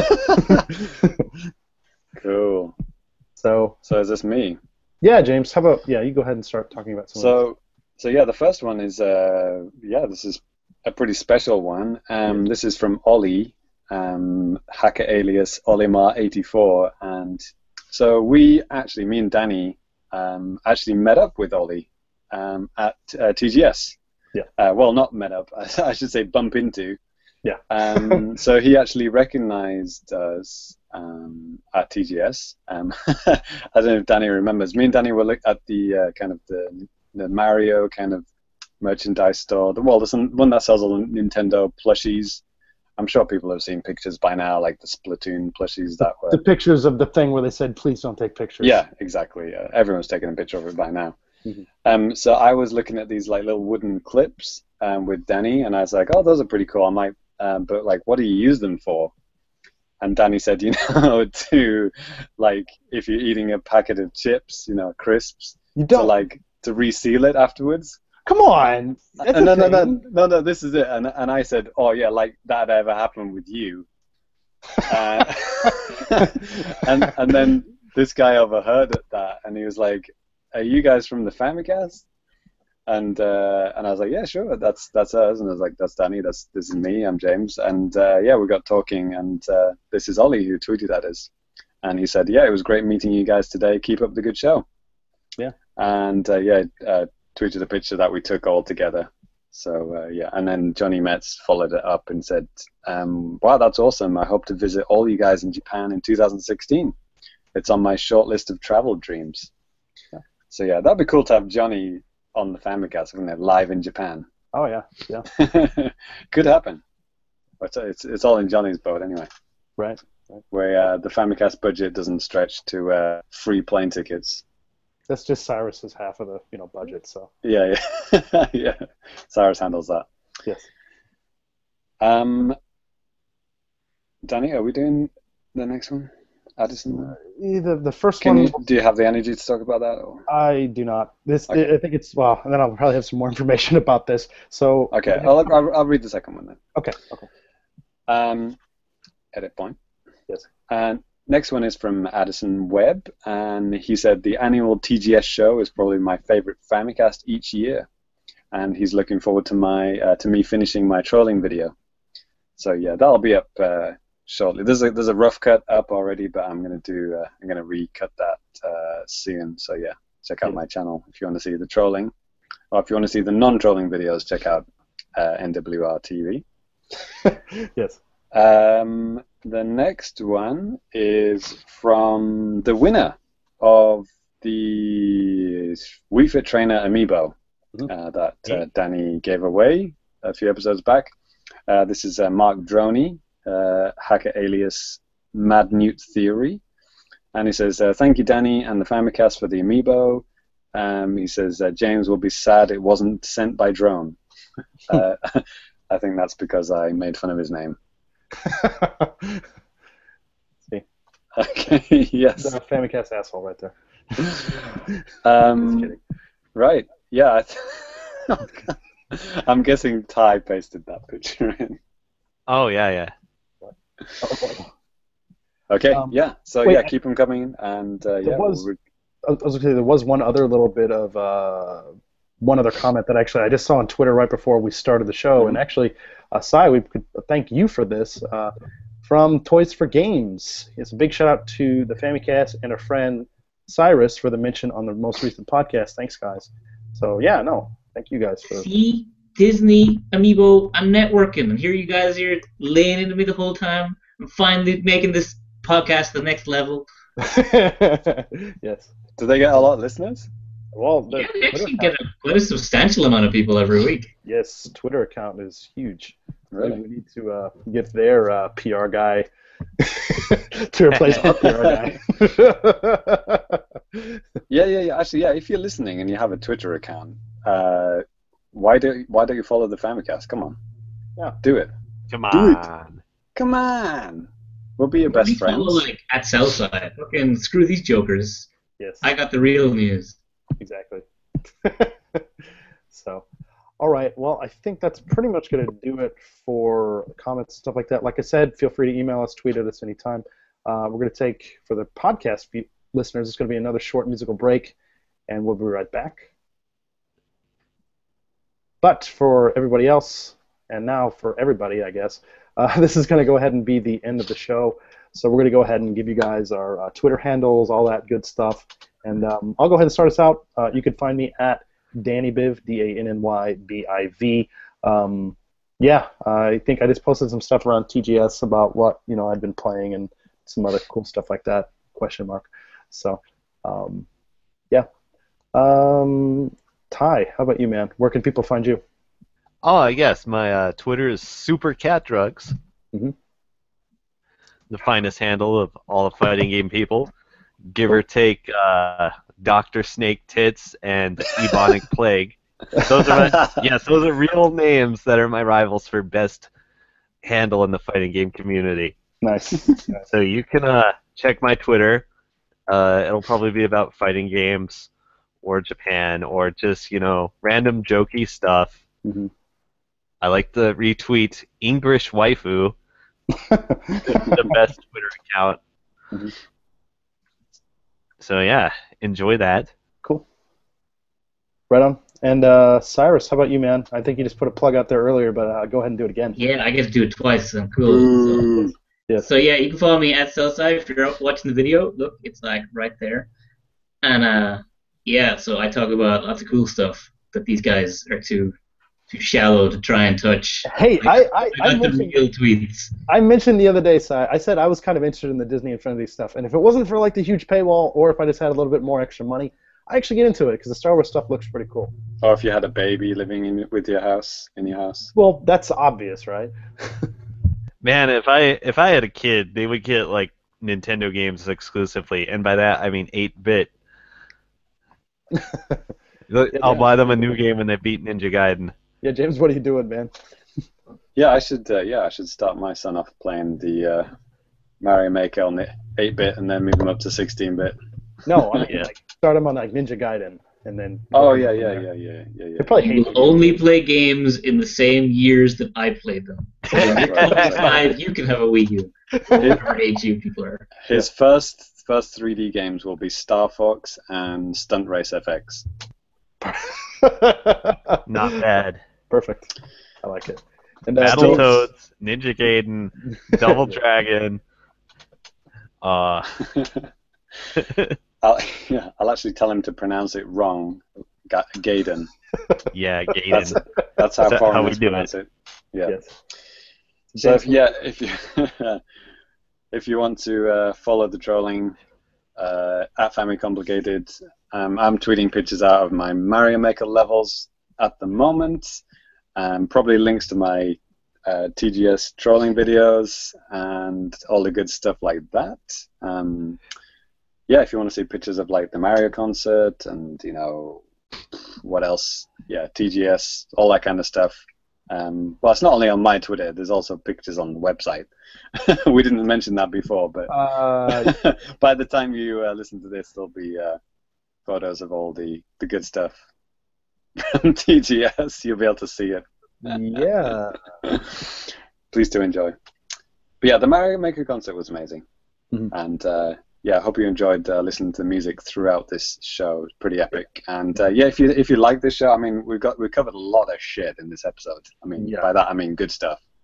We got TGS, Mario Maker stuff. We got the concert. I mean, yeah, if you enjoyed it, then tell a friend. I mean, tell them, dude, there's this amazing podcast called the Famicast. You got to listen to it. Yeah. I don't care if you start them with this episode or another episode. Episode 1, whatever. Tell a friend. We would appreciate it. Yep. All right? Cool. That's it. Well, yeah, that's going to go ahead and do it for today. Gentlemen, thank you very much for coming on. This is Danny Bivens signing off. And speaking on behalf of Mr. James Charlton, yes, Cyrus Delaney, and Ty Shugart, thanks a lot, guys, and we'll catch you next time. Hey! But out. If you guys are still sticking around right now with the video version, we have maybe some of our TGS swag that we can show. And Cyrus, that means that you can let the ghost out of your computer now if you want to, man. Okay, I'll just. I don't know. I'm kind of keeping a rein on him. He's getting pretty loud here. You're doing a good job. So.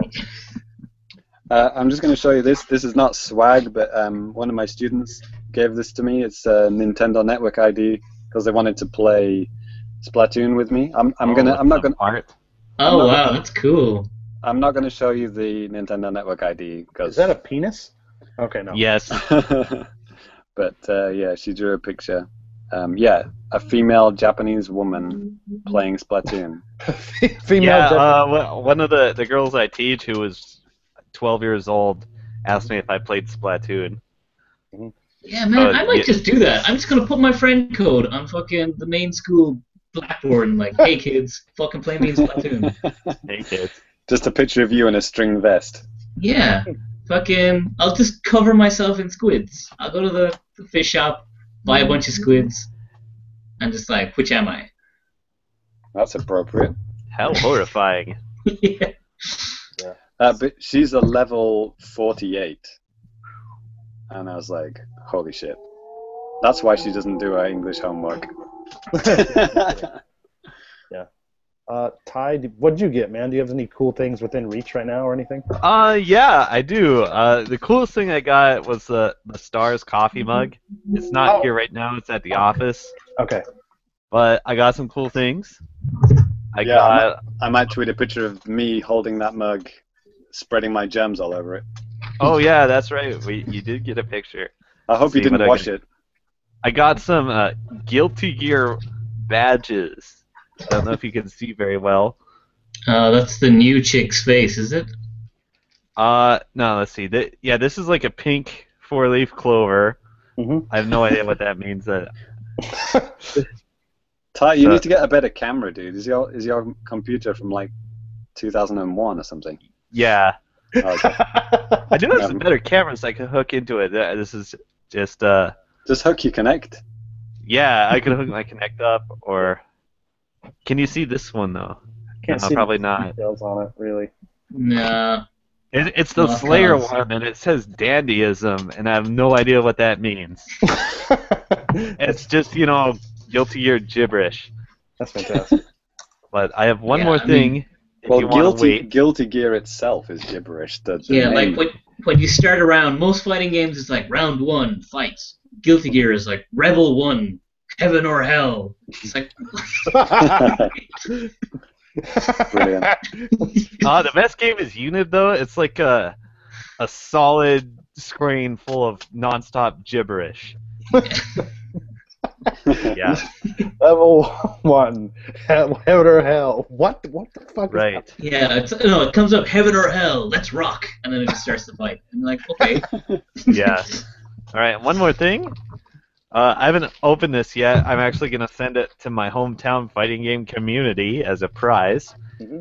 But this is a wearable Street Fighter 2 set of Dizzy chicks. Mm-hmm.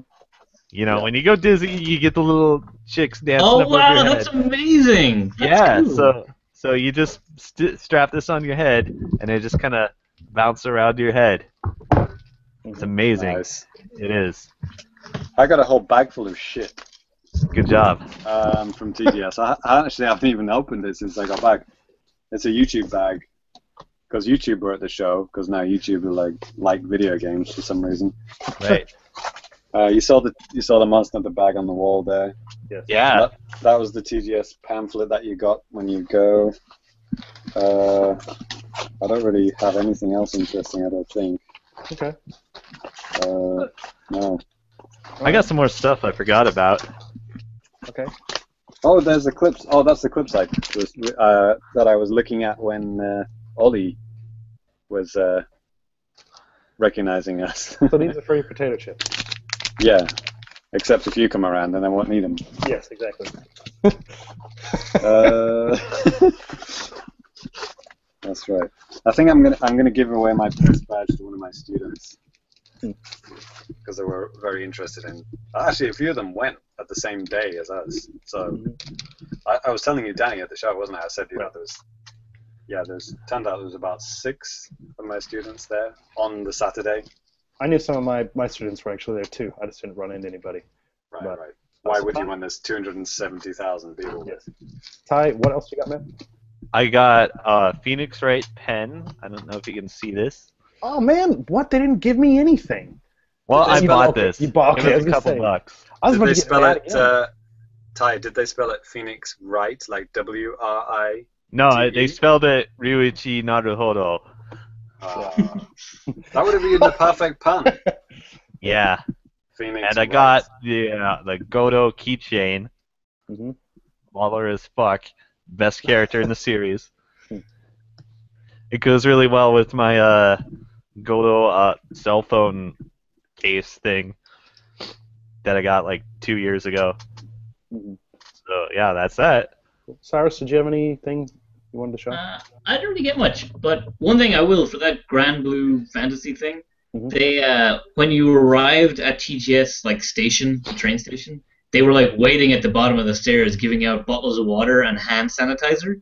Which is like, okay. This is such a great thing to give out before you get to the show. That was like really genuinely thoughtful. I thought that was really nice. Yeah. But hand sanitizer. Yeah, because everyone's filthy. Fuck those bastards. And I went in Project X Zone. I got a Cross Zone. I got this like paper file thing. Did I didn't already see these in Japan? Where they're just for holding like paper things. Oh no, used they have. these, Dude, like, you go to TGS, you get like 1 billion of those. Usually for stuff that you don't even remotely like. But I've like I fucking hate this game, but these are so useful. I use like 1 million of these a day in school. Oh so, yeah, no, I have a rad Xbox One that I got a couple years back. It was actually kind of cool. But, and I was in the Street Fighter booth and I got these things. They're like, so Street Fighter 5 was on display. You got these like lentacular, where they change from Street Fighter 5 to Street Fighter 2. So they're actually kind of cute.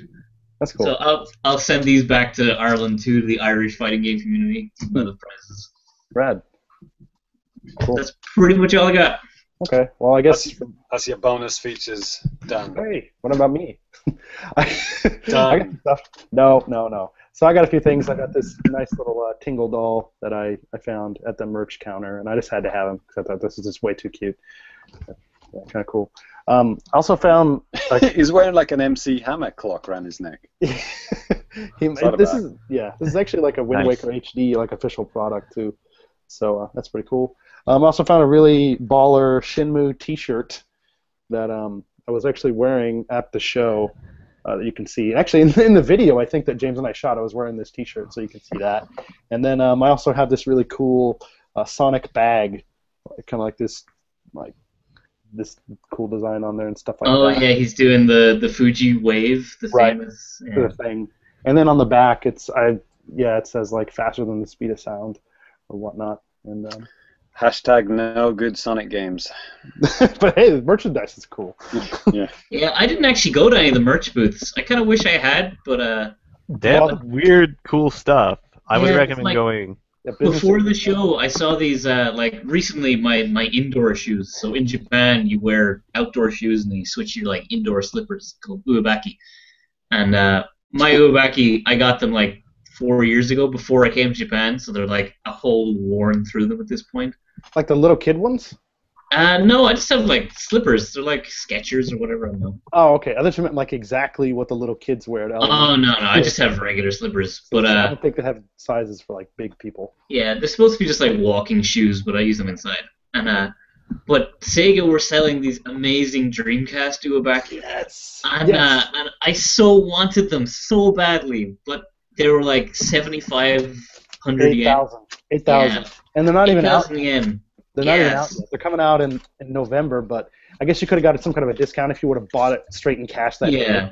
They're 9,000 when they're releasing to the public, but they were like at a discount for TGS. Yeah. And they looked amazing. Yeah, this company's cool. Actually, did you see they had sets of all sorts of stuff, like matched up with these old Sega systems, like a Saturn version, a Mega Drive version, stuff like that. It was amazing. Yeah, they had T-shirts and stuff, and I would have spent a fortune had I gone in, I'd say. But I cannot validate buying like 8,000 yen worth of shoes if I'm only going to be here for like another year at the most, probably. Mm-hmm. So, nah, not happening. Yeah. You're getting deported? No, I'll probably leave. I've been here 4 years. This is my last year. Oh, okay. So, thank you for watching. Thank you for listening. Yep. Bugger off. Catch you. You what? You what, mate? See you guys. Bye. Peace. Tell your friends.